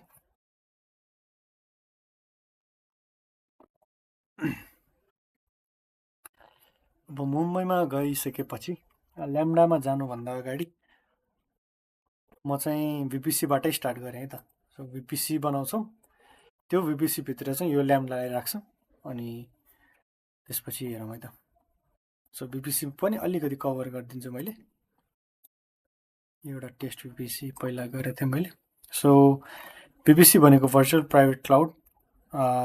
यो भनेको एउटा आइसोलेटेड इन्भाइरोमेन्ट, एउटा आइसोलेटेड नेटवर्क इन्भाइरोमेन्ट भनेर बुझ्नुहोस्, जसमा चाहिँ सर्टेन लोकल एरिया तपाईँको होम नेटवर्क हुन्छ नि त्यस्तै बुझ्नुहोस् यसलाई पनि. एउटा तपाईँको एउटा होम नेटवर्क छ जहाँ चाहिँ तपाईँहरूले मल्टिपल आफ्नो डिभाइसेसहरू कनेक्ट गर्नुभएको छ भने त्यस्तै गरी यहाँ चाहिँ हामीले मल्टिपल सर्भर्सहरू राख्न सक्छौँ. यहाँ VPC एन्ड मोर भनेर राख्छु मैले. अब VPCमा चाहिँ पब्लिक एन्ड प्राइभेट सबनेट भन्ने कन्सेप्ट छ होइन. सो पब्लिक एन्ड प्राइभेट सबनेटमा डिफ्रेन्स के हुन्छ भन्दाखेरि जुनै पनि सबनेट पब्लिक पनि हुनसक्छ प्राइभेट पनि हुनसक्छ, तर त्यसलाई पब्लिक हो कि प्राइभेट नामले छुट्याउने होइन कि, नाम त हामीले चिन्नको लागि मात्र राख्ने हो. तर यो सबनेट पब्लिक हो कि प्राइभेट कसरी छुट्याउने भन्दाखेरि यदि यो सबनेटमा भएको रिसोर्सले चाहिँ इन्टरनेटमा एक्सेस गर्न सक्छ डिरेक्टली भनेपछि यो पब्लिक सबनेट भयो. अब त्यो कसरी यसले इन्टरनेट एक्सेस गर्न सक्छ भने यो आइसोलेटेड नेटवर्कमा चाहिँ एउटा इन्टरनेट गेटवे अट्याच भएको हुन्छ क्या. जस्तै अब तपाईँको घरको नेटवर्क छ अरे, तपाईँले लोकल एरिया नेटवर्क बनाउनु भएको छ अरे, बट तपाईँले बाहिरको इन्टरनेट एक्सेस गर्नको लागि एउटा आइएसपीको थ्रुबाट एउटा राउटर राखेको हुन्छ नि त, त्यो राउटरको थ्रुबाट इन्टरनेट एक्सेस गरिन्छ नि त। त्यस्तै गरी यसमा चाहिँ एउटा इन्टरनेट गेटवे छ हो। यदि इन्टरनेट गेटवे चाहिँ जस्तै यहाँ इन्टरनेट गेट देखिराख्नु भएको छ, यो चाहिँ पब्लिक सबनेट अट्याच छ हो। इन्टरनेट एक्सेस छ भने चाहिँ यो पब्लिक सबनेट भयो। प्राइभेट सबनेट भनेको चाहिँ यसमा डिरेक्ट इन्टरनेट एक्सेस हुँदैन। यो प्राइभेट सबनेट किन जरुरी छ भने हाम्रो क्रिटिकल जुन डेटा हुन्छ, आरडिएस हुन्छ, और हाम्रो सर्भर्सहरू हुन्छ, जुन चाहिँ डिरेक्टली पब्लिकली एक्सेसेबल नहोस्। यो चाहिँ सेक्युरिटी रिजनको थ्रुबाट। अब कुनै अट्याकरले यदि पब्लिकली एक्सेस छ भने यसमा डिफ्रेन्ट क्रस स्क्रिप्टिङ और डिफ्रेन्ट टुल्सको थ्रुबाट यसले एक्सेस पायो भने त they can destroy your application और गेट त्यसको गलत फाइदा पनि उठाउन सक्छ नि त। सो त्यो हिसाबले चाहिँ प्राइभेट सबनेटमा हामीले हाम्रो सेन्सिटिभ इन्फर्मेसन और सर्भर्सहरू राख्छौँ र फ्रन्ट एन्डको लागि पब्लिक फेसिङ जुन फ्रन्ट एन्ड एप्लिकेसन छ त्यसलाई मात्र पब्लिकमा राखेर त्यसरी चाहिँ पब्लिक प्राइभेट चाहिँ कम्बाइन गरेर युज गर्छौँ होइन। अब प्राइभेटमा त राखियो, तर प्राइभेटको सर्भरले डेटा अब बाहिर हाम्रो एप्लिकेसन छ, तर त्यो एप्लिकेसनमा चाहिने डेटा त प्राइभेटमा छ। सो कसरी यसले लिन्छ भन्दाखेरि यहाँ बिचमा एउटा हामीले नेट गेटवे भनेर हालेको हुन्छौँ। सो प्राइभेट सबनेटमा एउटा सर्भर छ भने त्यो सर्भरले चाहिँ नेट गेटवेलाई पठाउँछ र नेट गेटवेको थ्रुबाट चाहिँ हाम्रो पब्लिक सबनेटमा भएको इन्स्टेन्स और एन्ड पोइन्टले चाहिँ त्यो डेटा लिने भयो होइन। सो यो गर्नुको कारण के हो भन्दाखेरि यदि प्राइभेट सबनेटमा भएको कुनै पनि एउटा सर्भरले चाहिँ एउटा डेटा इन्टरनेटबाट लिइरहेको छ भने बाहिरबाट जुनै पनि डेटा आउँछ त्यो डेटालाई चाहिँ थाहा हुँदैन कि भित्र कुन चाहिँ इन्स्टेन्समा पठाउनु पर्नेछ। सो यो चाहिँ यसले जस्ट बाहिर पब्लिकमै पठाइदिन्छ र इन्टरनल्ली यसले म्यानेज गरिदिन्छ। सो एउटा बिचमा एउटा मिडलम्यान एउटा सेक्युरिटी गार्ड बसे जस्तो हो क्या। सो त्यो हिसाबले चाहिँ सेक्युरिटी एस्पेक्टमा चाहिँ पब्लिक प्राइभेट चाहिँ हामीले छुट्याउँछौँ होइन। अब त्यो रिक्वेस्टहरू चाहिँ कसरी ट्राफिक गर्ने, त्यो अब सपोज प्राइभेटको यदि युआइपीमा आएको रिक्वेस्ट चाहिँ कसरी ह्यान्डल गर्ने, यो पार्टहरू चाहिँ हामीले राउट टेबलको थ्रुबाट म्यानेज गर्नुपर्छ होइन। यो चाहिँ तपाईँहरूले गर्दै गइसकेपछि अझै बेटर बुझ्नुहुन्छ। अहिलेको लागि मैले एउटा बनाएर तपाईँहरूलाई जस्ट देखाइदिन्छु। ल्याम्डा भिपिसी भनेर राखौँ, एउटा सिआइडिआर भइहाल्यो। अभाइलेबिलिटी जोन्स जस्तै मैले अघि भनिहालेँ, युएस्ट इस्ट 1 भन्ने एउटा रिजन छ भने त्यसमा अब मल्टिपल डेटा सेन्टर्सहरू हुन्छ, एउटा मात्र नभइकन रेजिलियन्सको लागि मल्टिपल ठाउँमा राखेको हुन्छ भने अब जस्तै यहाँ हामीले मल्टिपल एजी राख्न मिल्छ। जस्तै यहाँ दुईवटा राख्ने बित्तिकै साउथ 1A र साउथ 1B, सो दुईवटा ठाउँमा चाहिँ हाम्रो नेटवर्क हुने भयो। सो यो जति धेरै भयो त्यति बढी रेजिलियन्ट हुने भयो, बट कस्ट पनि त्यही अनुसारले बढ्छ होइन। अहिलेको लागि मैले 1 बनाइहालेँ। पब्लिक सबनेट कतिवटा, प्राइभेट सबनेट कतिवटा भनेर सोध्यो। सो हामीले चाहिँ विदिन क्लिक्स यो चाहिँ एउटा आइसोलेटेड नेटवर्क बनाउनु मिल्छ यसमा चाहिँ। अब यो एन्ड पोइन्ट चाहिँ विशेष यो S3 गेटवे एन्ड पोइन्ट भनेको चाहिँ प्राइभेटमा चाहिँ मेरो सर्भर छ, यसले चाहिँ S3 एक्सेस गर्नुपर्छ भने यसले इन्टरनेटको थ्रुबाट डिरेक्टली गर्न सक्दैन नि त, बिकज यो प्राइभेटमा छ भनेपछि यसले छुट्टै एउटा एन्ड पोइन्टको थ्रुबाट चाहिँ S3लाई एउटा सुरुङको बाटोबाट S3लाई एक्सेस गरे जस्तो भयो क्या। डिरेक्टली बाहिरको हाइवेबाट नगइकन एउटा टनलको थ्रुबाट गएको भनेर बुझ्न सकियो एउटा एनालोजीको लागि। सो अहिलेको लागि मैले नै राख्थेँ, एउटा भिपिसी बनाएर म ल्याम्डामा गइहाल्छु बिकज टाइम पनि अलमोस्ट सकिसकेको छ। सो हाम्रो भिपिसी बनिसकेको छ। ओके, अब बाई डिफल्ट राउट्सहरू कस्तो हुन्छ पनि म देखाइहालेँ। Route table public private. So यो पब्लिक हो होइन। सो यो पनि मैले सर एक्सप्लेन गरिहाल्छु। यसले के भन्न खोजेको छ भने कुनै पनि रिक्वेस्ट छ र कुनै पनि प्याकेट छ जुन चाहिँ युआइपीमा जानुपर्ने छ भने लोकलमा पठाऊ। किन भनेको भने बिकज हाम्रो इन्टरनल नेटवर्कको आइपी एड्रेस सिआइडिआरै यो छ भनेपछि यो भित्रकै नेटवर्क हो नि त। अब भित्रकै हो भने यसलाई भित्रै रिजल्भ गर भनेर राखेको कि लोकल चाहिँ। अब 0.0 भनेको बाहिर जुनै पनि एन्ड पोइन्ट हुनसक्यो। अब सपोज मैले facebook.com छ भने त्यो facebook.comलाई त मैले इन्टरनेटको थ्रुबाट एक्सेस गर्नु पऱ्यो नि त। अब त्यो जुन पनि आइपीमा हुनसक्छ। सो यो 0.0 भनेको चाहिँ अल आइपी हो क्या, जुन पनि आइपी। सो यदि त्यहाँ पुग्नु छ भने चाहिँ यो इन्टरनेट गेटवेको थ्रुबाट जाऊ है भनेर राखेको हो क्या। सो यो पब्लिक सबनेट भयो। प्राइभेट सबनेट हो भने चाहिँ अब यो 10.0.0 यदि यो इन्टरनल आइपी भयो, सो यसलाई लोकल्ली नै रिजल्भ गर भने हो। अब यहाँ एउटा अर्को एउटा नेट गेटवे पनि हुन्छ होइन। अब यहाँ नेट गेटवे हालेको छैन भने चाहिँ यो प्राइभेट सबनेटमा भएको रिसोर्सले चाहिँ इन्टरनेटमा केही पनि एक्सेस गर्न सक्दैन। अब यहाँ चाहिँ 0.0 रिक्वेस्ट छ भने चाहिँ नेट गेटवेको थ्रुबाट पब्लिक सबनेटमा जान्छ र पब्लिक सबनेटको थ्रुबाट इन्टरनेट गेटवेमा जान्छ। सो यसरी काम हुने हो। सो अहिलेको लागि let's go to lambda. 1 minute है।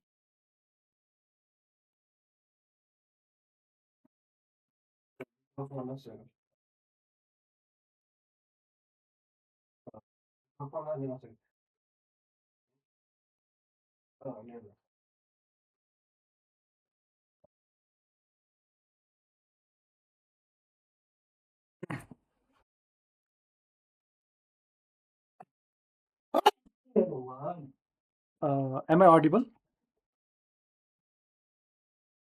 हजुर आइरहेको छ। यस Okay. Let's quickly wrap this up है। अब मैले एउटा ल्याम्डा फङ्सन बनाएँ। एडब्ल्युएस ल्याम्डामा गइसकेपछि अलरेडी ल्याम्डामै छु, बट यता गएर एडब्ल्युएस ल्याम्डा सर्च गरेपछि आउँछ।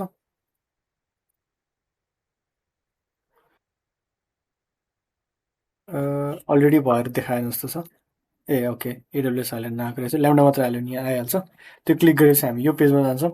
अब यदि मैले अलरेडी ल्याम्डा यो रिजनमा बनाएको भए यहाँ देखाउनु पर्ने थियो, छैन होला सायद। बट यता फङ्सन्समा गइसकेपछि यता 0 भनेर देखाइरहेको छ। सो एउटा क्रिएट गरिहालेँ मैले। अब स्क्रैचबाट पनि बनाउन सक्छौँ हामीले। यसमा म्यानुअल्ली यसमा चाहिँ लेयर्सको कन्सेप्ट हुन्छ। सो यसमा चाहिँ अब सपोज मेरो एप्लिकेसनमा सर्टेन लाइब्रेरिजहरू अपलोड गर्नुपर्ने छ भने त्यो पनि जिप फर्ममा हामीले पठाउन मिल्छ। सो यो स्क्रैचबाट भयो। यसमा कोड पनि म्यानुअल्ली हाल्नुपर्छ। अब कन्टेनर भनेको चाहिँ जस्तै मैले अहिले डकराइज्ड फर्मको एप्लिकेसन छ भने यसमा हामीले कन्टेनर पनि यसमा रन गर्न सक्छौँ क्या ल्याम्डामा। बट यसमा चाहिँ स्टेटलेस हुन्छ त्यो कन्टेनर पनि। सो यसमा चाहिँ अब स्क्रैचबाट गरिरहेछौँ भने चाहिँ कोड हाल्छौँ, लाइब्रेरिजहरू पनि अपलोड गर्नु पऱ्यो। तर यदि कन्टेनर छ भने चाहिँ त्यो केही पनि गर्नु परेन। एउटा इमेज हामीले इसिआरमा पठाउँछौँ, त्यो इसिआरबाट चाहिँ पाइपलाइनको थ्रुबाट यसमा डिप्लोय गर्छौँ र त्यो इमेज कन्टेनरै यसमा डकरै यसमा रन हुन्छ भनेर बुझौँ न, बट स्टेटलेस फर्ममा। अब अहिले इक्जामको लागि चाहिँ मैले ब्लु प्रिन्ट युज गरेँ, हेलो वर्ल्ड भन्ने। अब यो नोडमा छ, म पाइथनवाला युज गर्छु। पाइथनवाला हेलो ल्याम्डा। अब यो रन टाइम यसमा पाइथनको हुन्छ, सो पाइथन कोड नै हाल्नुपर्ने हुन्छ।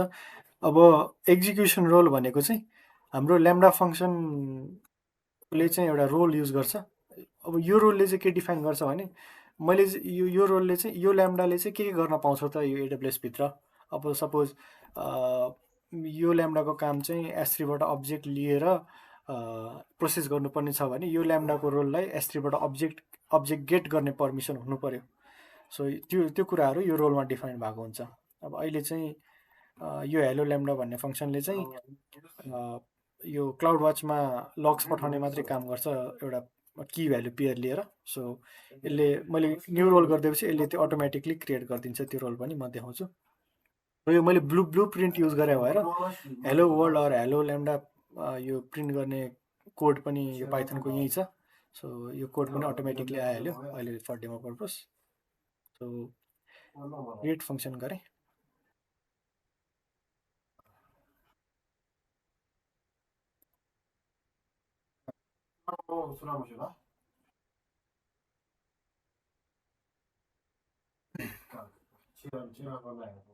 ओके, सो हाम्रो ल्याम्डा फङ्सन चाहिँ बनिसकेको छ। सो अब यो ल्याम्डा फङ्सनको कन्सोलमा आइसकेपछि के रहेछ त हेरौँ है त।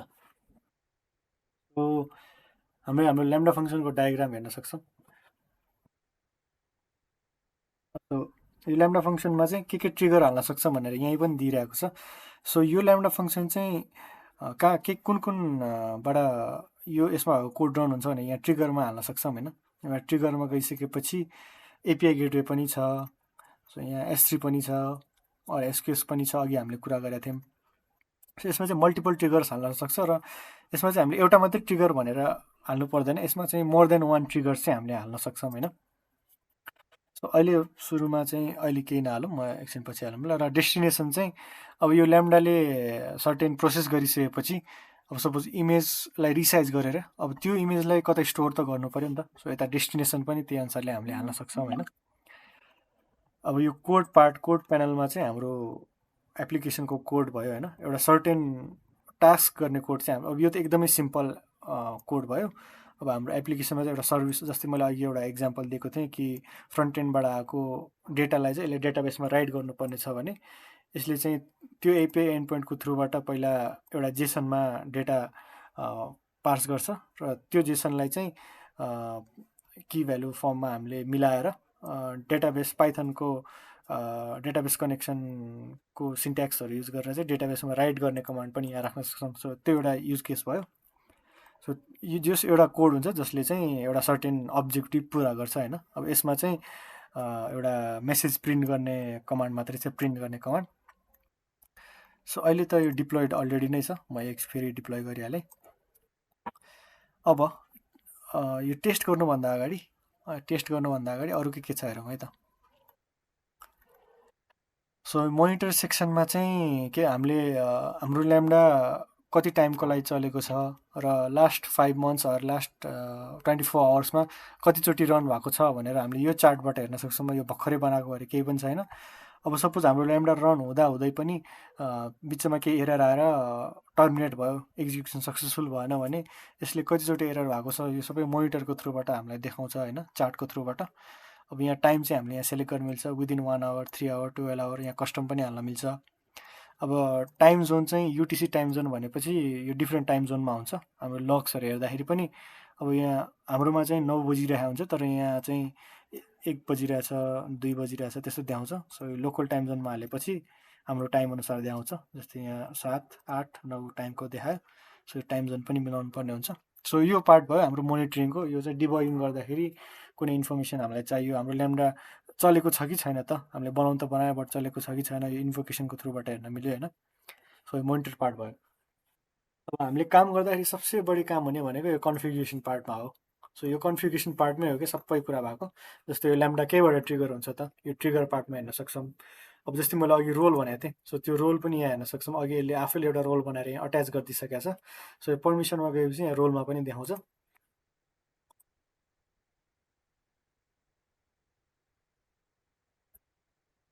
सो यो रोलमा जाने बित्तिकै यहाँ चाहिँ एउटा रोल बनिसकेको छ, बेसिक रोल। यो रोलमा के रहेछ हेरौँ है त। अब यहाँ त क्लाउड वाचमा राइट गर्ने एक्सेस छ भनेर भनिरहेछ, बट जेसनमा हेर्दाखेरि यस्तो देखिन्छ। सो यसले चाहिँ एलाउ गर्ने हो कि डिसअलाउ गर्ने त्यो इफेक्टमा देखाउँछ। एलाउ गर्ने भनेको छ, तर के एलाउ गर्ने त भन्दाखेरि लग ग्रुप क्रिएट गर्ने, लगसहरू राइट गर्ने एलाउ गरेको छ, क्रिएट गर्ने र पुट गर्ने। अब कुन चाहिँ रिसोर्समा भन्दाखेरि यो लगमा होइन, यो अकाउन्टमा भएको जुनै पनि लग चाहिँ यसले, यो अकाउन्टमा जुनै पनि लग क्रिएट गर्न सक्ने पर्मिसन चाहिँ यो पोलिसीले डिफाइन गरेछ होइन। अब यो रिसोर्स सेक्सनमा चाहिँ यो पोलिसी कसलाई हो त, कसलाई दिने त भनेर, कसलाई चाहिँ यो क्रिएट लग र पुट लग दिने भन्दाखेरि यो हेलो ल्याम्डा भन्ने ल्याम्डालाई चाहिँ दिने भनेर यो रिसोर्स सेक्सनमा मेन्सन गराएन। सो यो लगले यो पोलिसीले बेसिकली यो ल्याम्डा फङ्सनलाई चाहिँ यो लग क्रिएट गर्ने र पुट गर्ने चाहिँ पर्मिसन दिएको हो यो पोलिसीले भन्नु खोजेको, र यो पोलिसी यो ल्याम्डामा अट्याच छ होइन। सो त्यो भयो पर्मिसनको पार्ट। डेस्टिनेसन भनिहालेँ मैले। यसले सब सर्टेन एक्सन गरिसकेपछि त्यसको रिजल्ट कतै स्टोर गर्नुपर्ने छ भने डेस्टिनेसनमा हाल्न सक्छौँ। र अर्को भनेको फङ्सन युआरएल। अब हामीले ट्रिगर हाल्ने भनेको थियौँ नि अघिदेखि, हामीले एपिआई गेटवेको थ्रुबाट पनि ट्रिगर गर्न सक्छौँ भनेर। बट यसमा चाहिँ एपिआई गेटवे नै युज नगरिकन हामीले यसको फङ्सन युआरएल युज गरेर त्यो युआरएल चाहिँ हामीले फ्रन्ट एन्ड एप्लिकेसनलाई दियो भने त्यो युआरएलको थ्रुबाट पनि ट्रिगर गर्न मिल्छ क्या। यो चाहिँ अलिकति डिरेक्ट वे हो। सो यो फङ्सनालिटी पनि छ। अब जस्तै इन्भाइरोमेन्ट भेरिएबल्स भनेको चाहिँ कस्तो भने, अब जस्तै मैले यहाँ एउटा भेरिएबल दिएको छु की1 भनेर। यो की1 को भ्यालु चाहिँ मैले अब यहाँ टेस्ट गर्दाखेरि म्यानुअली हाल्छु होइन। बट सपोज एउटा स्ट्याटिक की छ भने चाहिँ यो की1 चाहिँ मैले यता कन्फिगरेसनमा गएर इन्भाइरोमेन्ट भेरिएबलमा की1 इक्वल्स टु ल्याम्डा भनेर सपोज एउटा भ्यालु केही पास गर्नुपर्ने छ भने चाहिँ यो यताबाट हाल्न सकियो। सो हाम्रो एप्लिकेसनमा चाहिँ डिफ्रेन्ट की भ्यालुहरू चाहिँ चाहिने हुन्छ। सो अब हाम्रो ट्रेडिसनल एप्लिकेसन ट्रेडिसनलमा एप्लिकेसनमा यतिकै EC2 मा रन गरिरहेछ भने चाहिँ मोस्ट अफ द एप्लिकेसनमा चाहिँ एउटा .env फाइल बनाउनु पर्ने हुन्छ र त्यो .env फाइलमा चाहिँ हामीले की भ्यालु पेयर्सहरू राखेका हुन्छौँ होइन हाम्रो एप्लिकेसनलाई चाहिने। अब त्यसमा चाहिँ डिफ्रेन्ट भ्याल्युजहरू हुन्छ। अब AWSको सिक्रेट क्रेडेन्सियल हुन्छ कि अथवा कुनै एक्सटर्नल साइटको एक्सेस गर्नु एउटा रिसोर्स एक्सेस गर्नुपर्ने छ त्यसको की हुन्छ कि त्यस्तो एप्लिकेसन स्पेसिफिक हुन्छ त्यो पार्ट चाहिँ। अब यो सबै डिटेलमा नजाउँ बट चाहिने अब यो VPC भइहाल्यो। अब यो VPCलाई चाहिँ VPC भनेको अब यो ल्याम्डा चाहिँ अहिले ओपनली छ क्या, कहीँ पनि छैन। अब यसलाई सिक्योर गर्नु छ भने अघि बनाएको VPCमा हामीले हाल्न सकियो। अब यो ल्याम्डा VPC बनाएको थियौँ, कुन सबनेटमा हाल्ने त, पब्लिकमा हाल्ने कि प्राइभेटमा हाल्ने? अहिलेको लागि मैले प्राइभेटमै हालिदिएँ। अब सेक्युरिटी ग्रुप, अब यो सेक्युरिटी ग्रुप पनि तपाईँहरूले पढिसक्नु भयो होला। यो एउटा बेसिक फायरवाल हो। सो यो फायरवाल चाहिँ अब यसमा कुन चाहिँ आइपीको थ्रुबाट मात्र यसमा एक्सेस गर्न मिल्छ भनेर यसमा डिफाइन गर्ने हो क्या। अब सपोज यो ल्याम्डा फङ्सन चाहिँ मैले इन्टरनल नेटवर्कबाट मात्र एक्सेस गर्न मिल्छ भनेर राख्यो भने यो पोर्ट चाहिँ यो आइपीलाई मात्र एक्सेस गर्ने भनेर यो सेक्युरिटी ग्रुपमा हाल्न सक्यो हामी। यो एउटा फायरवालको रूपमा काम गर्छ। यो चाहिँ सबनेट लेभलमा काम गर्छ यो सेक्युरिटी ग्रुपले चाहिँ। Create network okay. सो यो जुन अघि रोल थियो यो रोललाई चाहिँ त्यो सेक्युरिटी यो खास किन यसको इस्यु आयो यो पनि भन्छु है त म। यो सेक्युरिटी ग्रुप भनेको चाहिँ नेटवर्क इन्टरफेसमा अट्याच भएको हुन्छ क्या, ENI भन्छ। सो त्यो नेटवर्क इन्टरफेस अट्याच गर्नुपर्ने हुन्छ यो सेक्युरिटी ग्रुप अलाउ गर्नको लागि। जस्तै हाम्रो पिसीमा पनि ल्यापटपमा त अलरेडी बिल्ट इनै आउँछ, बट तपाईँको पिसी छ भने तपाईँले इन्टरनेट चाहियो भने त्यसमा हामीले पछाडि ल्यान जोड्न मिल्ने पोर्ट हुन्छ नि, हो त्यो पोर्ट एउटा जस्ट पोर्ट हुँदैन क्या, त्यो एउटा इन्टरफेस कार्ड हुन्छ। त्यसको एन्डमा चाहिँ त्यो पोर्ट हुने, त्यो इन्टरफेस कार्ड हो। त्यो इन्टरफेस कार्ड चाहिँ अब यसमा यो ल्याम्डामा अट्याच गर्नुपर्ने भनेर बुझ्न सकियो हो। सो त्यो इन्टरफेस अट्याच गर्ने पर्मिसन, त्यो इन्टरफेस क्रिएट गर्ने पर्मिसन चाहिँ हाम्रो ल्याम्डालाई छैन रहेछ, त्यही भएर यो एरर आयो। अहिलेको लागि मैले सेक्युरिटी ग्रुप नै रिमुभ गरिदिएँ। So let's save. यो हाल्नै पर्ने रहेछ, वेट है। त्यसो भए यसले के भन्यो अन EC2। सो हामी त्यो इस्यु पनि सल्भ गर्न ट्राई गरौँ। क्रिएट इनलाइन पोलिसी, इनलाइन नगरौँ, अलरेडी भएकै राखौँ। इनलाइन भनेको चाहिँ म्यानुअली अघि जस्तो पोलिसी लेखेर बनाउने भयो। अब अट्याच पोलिसी गऱ्यो भने चाहिँ अलरेडी भएको नै VPCको अहिले म फुल एक्सेस हालिदिएँ यसलाई। अनि EC2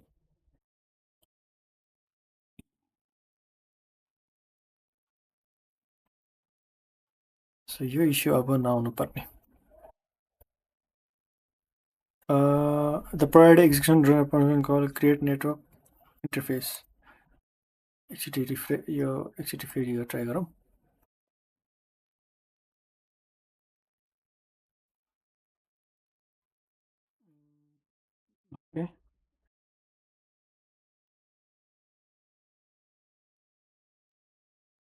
ओके ल, अघि त्यो अपडेट यसले लिएको थिएन रहेछ, फेरि ट्राई गर्दाखेरि यो अपडेट भयो। अब हाम्रो एउटा सेक्योर नेटवर्कभित्र मात्रै छ यो ल्याम्डा। अब यसलाई चाहिँ यो ल्याम्डालाई चाहिँ बाहिरबाट एक्सेसै गर्न मिल्दैन। सो कि त भित्रकै भएको सर्भरले एक्सेस गर्नु पऱ्यो कि त म्यानेज सर्भिसको थ्रुबाट हुनु पऱ्यो।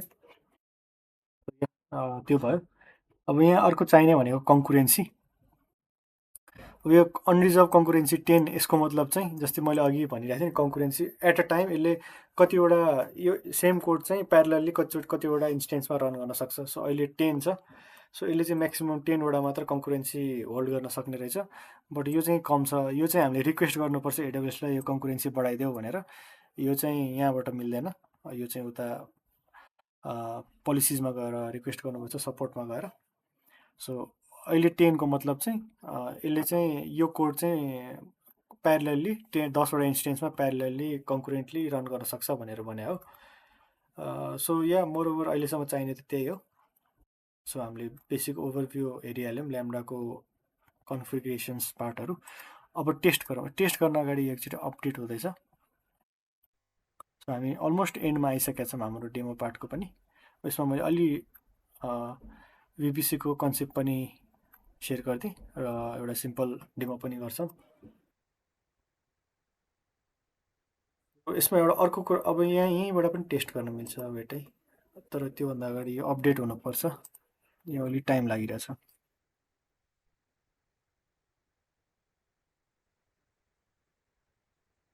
ओके, सो यो हाम्रो कोडले पनि के गरिरहेछ मिन वाइल त्यो डिस्कस गरेको थियो। सो हाम्रो कोडले चाहिँ के भनिरहेछ भने एउटा जेसन रिसिभ गर र त्यो जेसनमा चाहिँ एउटा भ्यालु 1 भन्ने की हुन्छ। त्यो भ्यालु 1 एउटा की 1 भन्ने की हुन्छ। त्यो की 1 लाई चाहिँ प्रिन्ट गरिदेऊ। कसरी प्रिन्ट गर? भ्यालु 1 इक्वल्स टु त्यो की 1 मा जुन भ्यालु छ त्यो प्रिन्ट गर भनेर एउटा कमान्ड छ। अर्को स्टेटमेन्ट छ भ्यालु 2 इक्वल्स टु की 2 मा त्यो जेसनमा की 2 भन्ने कीमा जुन भ्यालु छ त्यो प्रिन्ट गर भनेर यस्तो तीनटा राखेको छ हैन। सो अब टेस्ट गर्दाखेरि टेस्टमा जाँदा वेट मैले अर्को एउटा इभेन्ट बनाऊ क्लाउड प्र्याक्टिसनर भनेर। अब यहाँ की 1 मा हेलो सबैजनालाई भनेर राख्दै की 1 को भ्यालु हेलो सबैजनालाई छ। सो यो ल्याम्डा रन भइसकेपछि यो यति कुरा चाहिँ प्रिन्ट हुनुपर्छ, बट इन दिस फर्मेट हैन। So let's test. Okay, so यो एक्जिक्युसन सक्सिड भइसकेको छ। डिटेल्स हेलो सबैजनालाई यहीँ पनि आइसकेको छ, बट लग्स चाहिँ हामीले हेर्दाखेरि यहाँबाट होइन कि क्लाउड वाचबाट हेर्छौँ। क्लिक हियरमा गएर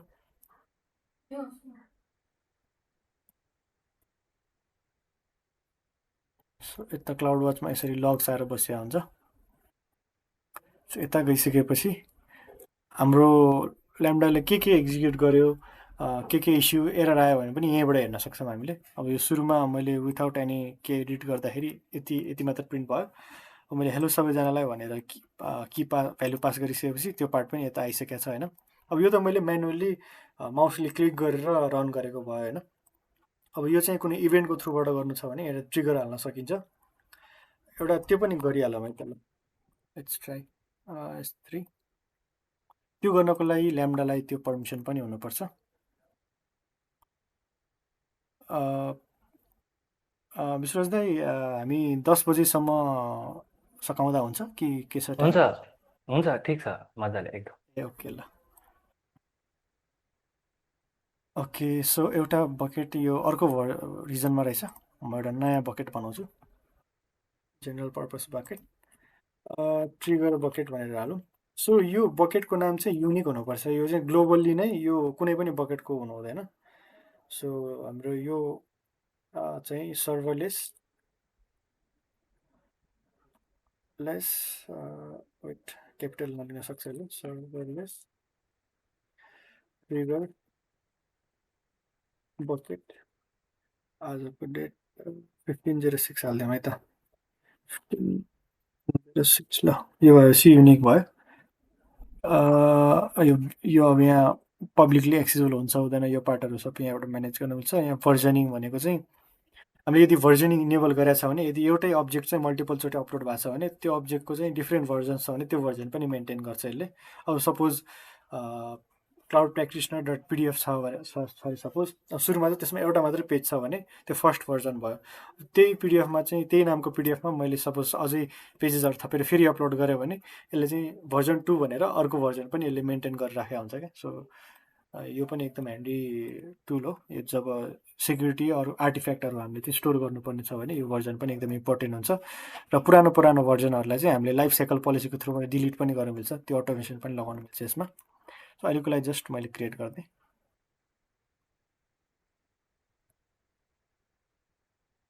ओके, सो यो बकेट चाहिँ क्रिएट कुन एपी साउथ 1मै भएको छ मुम्बईमा। अब अघि मैले भनेको थिएँ कि हामीले यसमा कुनै अब्जेक्ट अपलोड भयो भने ल्याम्डालाई ट्रिगर गर्न मिल्छ भनेर, बट अब सुरुमा त हामीले पर्मिसन दिउँ होइन यो बकेटलाई। अहिले केही पनि छैन। यसलाई एउटा पोलिसी लेख्नुपर्ने हुन्छ।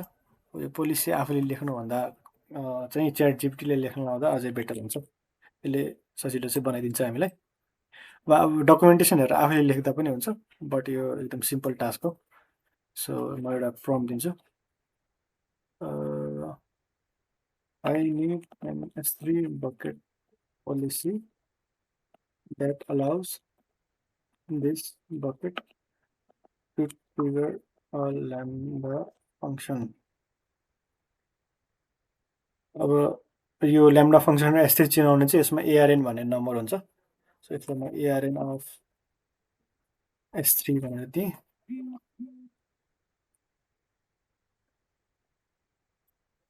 ARN अफ ल्याम्डा, ल्याम्डामा जाउँ। यो ल्याम्डालाई चिनाउने एउटा कोड जस्तो हो यो चाहिँ फङ्सन ARN। यसले एउटा जेसन पोलिसी दिन्छ हामीलाई। 12 S3 bucket to invoke a lambda function यसले एक्सप्लेन गरिरहेछ। यो सब त चाहिँदैन, यो चाहिँ चाहिन्छ हामीलाई। यो पनि होइन, वेट।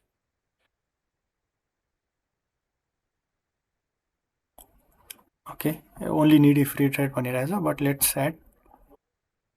ओके, यो कपी गरौँ, थलौँ। सो यो पोलिसीले के भनिरहेछ भने एलाउ गर। कसलाई एलाउ गर त? हाम्रो ल्याम्डाको रोललाई। यो रोल चाहिँ यसलाई थाहा नभएर यसले राखेको छैन। सो लेट्स हाम्रो रोलको ARN पनि लिउँ। ओके, सो के आयो? एकछिन कपी भएन, कपी।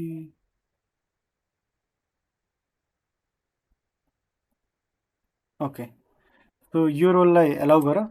के एलाउ गर त भन्दा गेट अब्जेक्ट। अब हामीलाई यो गेट अब्जेक्ट त चाहिएको थिएन। ट्रिगर गर्नलाई आई थिङ्क यो पोलिसी मिलाउनु पर्ने थिएन, बट स्टिल S3 अब्जेक्टको सट्टा S3 स्टारै हालिदिउँ, so that we can face any issue अहिलेको। स्टार भनेपछि S3 मा जे पर्मिसन हुन्छ हामीले फुल एक्सेस दिएको जस्तै हो यो रोललाई। लेट्स गिभ फुल एक्सेस अहिलेकोलाई। अब बकेटले त त्यो रोललाई दियो, बट यो रोललाई पनि त बकेटको पर्मिसन दिनु पर्यो नि त। सो के भने इनभ्यालिड प्रिन्सिपल पोलिसी। ओके, यहाँ एउटा यस्तो गर्नुपर्छ,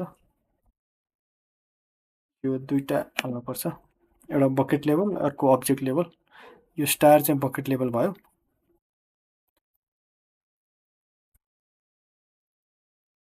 सरी, अब्जेक्ट लेभल।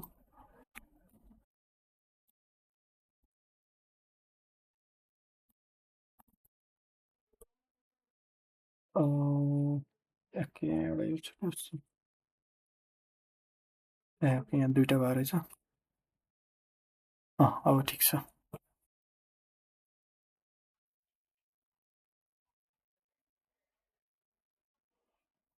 एकछिन यो जेसनको सिन्ट्याक्स रिसोर्समा डबल भयो जस्तो लाग्यो। हजुर, रिसोर्समा डबल भयो कि जस्तो लाग्यो कि बकेट।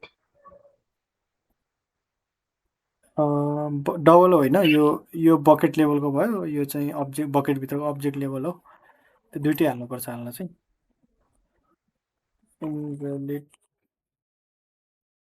प्रिन्सिपल।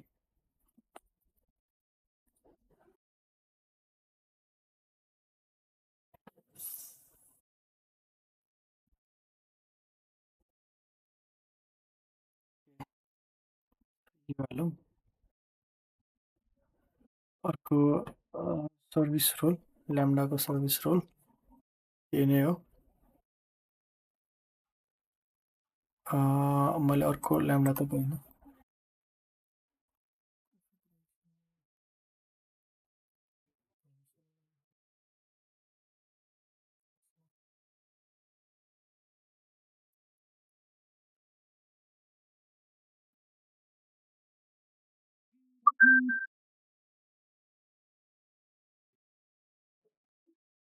ओके, यही रहेछ।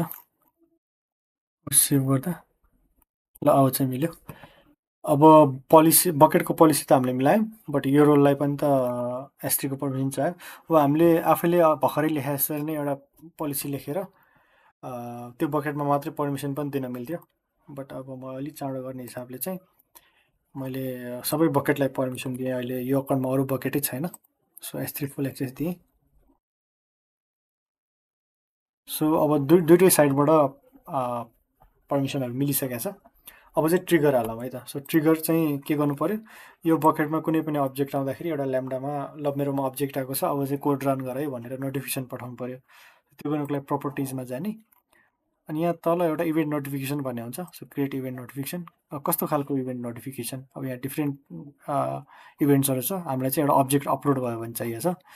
सो अल अब्जेक्ट क्रिएटेड इभेन्ट्समा क्लिक गऱ्यौँ। ट्रिगर केलाई गर्ने, डेस्टिनेसन ल्याम्डा फङ्सनलाई गर्नुपर्ने छ। सो ल्याम्डा फङ्सन हाम्रो ल्याम्डा हेलो ल्याम्डा मात्र छ यो अकाउन्टमा। So save changes, okay event नाम अल अब्जेक्ट,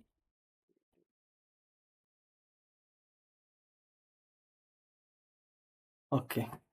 यो भइसकेको छ।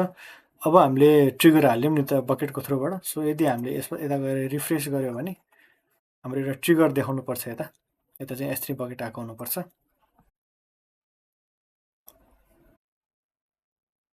सो यहाँ S3 बकेट आयो। अब S3 मा कुनै पनि अब्जेक्ट अपलोड हुन बित्तिकै यता एउटा ल्याम्डा रन, सपोज यो ल्याम्डाको कोड रन हुनुपर्छ। त्यो टेस्ट गर्नको लागि टाइम हेरेर पनि गर्न सक्छौँ, तर अहिले एउटा सानो ठिक छ टाइमै हेरौँ। अब एउटा अब्जेक्ट अपलोड गरेर हेरौँ यसमा। यो अब्जेक्ट अपलोड भइसकेपछि यो कोड रन हुनुपर्छ। So let's upload object, add file. So यो हालिदिउँ, अपलोड, ओके। अर्को हामीले टेल पनि गर्न सक्छौँ। टेल भनेको कस्तो भने, अब हाम्रो ल्याम्डामा रन हुने बित्तिकै त्यसले लग त यही लग ग्रुपमा पठाउने हो नि त। सो टेल भनेपछि यसले लाइभमा यसले लिसन गरेर बसिरहेको हुन्छ कि ल्याम्डालाई, अनि त्यसमा केही पनि एक्जिक्युट हुने बित्तिकै लग चाहिँ हामीले फ्याट्ट देखिहाल्न सक्छौँ। So let's try it once again. यहाँ टेलमा हामीले देख्छौँ भने यसलाई डिलिट गरौँ।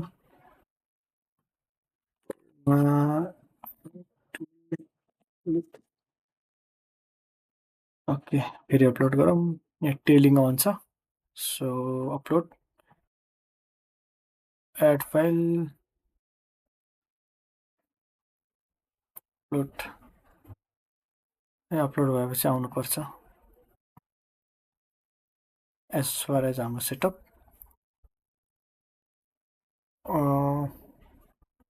जसो आइसकेको छ। सो हाम्रो इन्भोकेसनले काम चाहिँ गरिरहेछ भनेर हामी स्योर हुन सक्यौँ। तर यहाँ केही न केही चाहिँ एरर छ। तर हाम्रो सेटअप जुन नोटिफिकेसन छ, जस्तै एउटा इभेन्ट हामीले बनायौँ नोटिफिकेसन, अनि एउटा इभेन्ट पनि हामीले एउटा अब्जेक्ट अपलोड गऱ्यौँ। त्यो अपलोड गरेर यसले ल्याम्डालाई ट्रिगर गरिरहेछ। त्यो ट्रिगर भइसकेपछि हाम्रो कोड रन भयो। त्यो कोड रन भएर यहाँ एरर आएको, that is different part, but आउन चाहिँ आयो। सो यो एरर चाहिँ key error, key pad file, key file lambda. So यो अघि मैले चेन्ज गर्दा केही त्यहाँ कोड सिन्ट्याक्सहरू केही चेन्ज भयो होला। लेट्स अब that's not the main issue. हाम्रो अहिले कोडसँग हाम्रो सरकारबाट हाम्रो मेन अब्जेक्टिभ भनेको यो ल्याम्डालाई ट्रिगर गर्न थियो एउटा इभेन्टको थ्रुबाट। So that is event based architecture, sorry event base कसरी ल्याम्डाले इभेन्टको थ्रुबाट इन्भोकेसन एक्सेप्ट गरेर यसलाई रन गर्छ भनेर। अब यो चाहिँ हाम्रो डिफ्रेन्ट युज केसमा युज गर्न सक्यो हामीले। अब हाम्रो ब्याकएन्ड होल ब्याकएन्ड एप्लिकेसनै जस्ट ल्याम्डामा पनि रन गर्न सक्छौँ। सो हाम्रो चाहिँ इभेन्ट बेस्ड आर्किटेक्चर, एउटा माइक्रो सर्भिस छ भने एउटा सर्भिस एउटा ल्याम्डा, अर्को सर्भिस अर्को ल्याम्डा। सो मल्टिपल ल्याम्डा फङ्सन्सहरू बनाएर त्यसलाई यस्तो एपिआई गेटवेको थ्रु अर एसक्युएसको थ्रुबाट कनेक्ट गरी हामीले हाम्रो होल ब्याकएन्ड एप्लिकेसन चाहिँ एउटा माइक्रो सर्भिस आर्किटेक्चर चाहिँ ल्याम्डामा सर्भरलेसली रन गर्न सक्छौँ होइन। So that's AWS lambda, and that's the end of our Lambda demo. And if you guys have any question,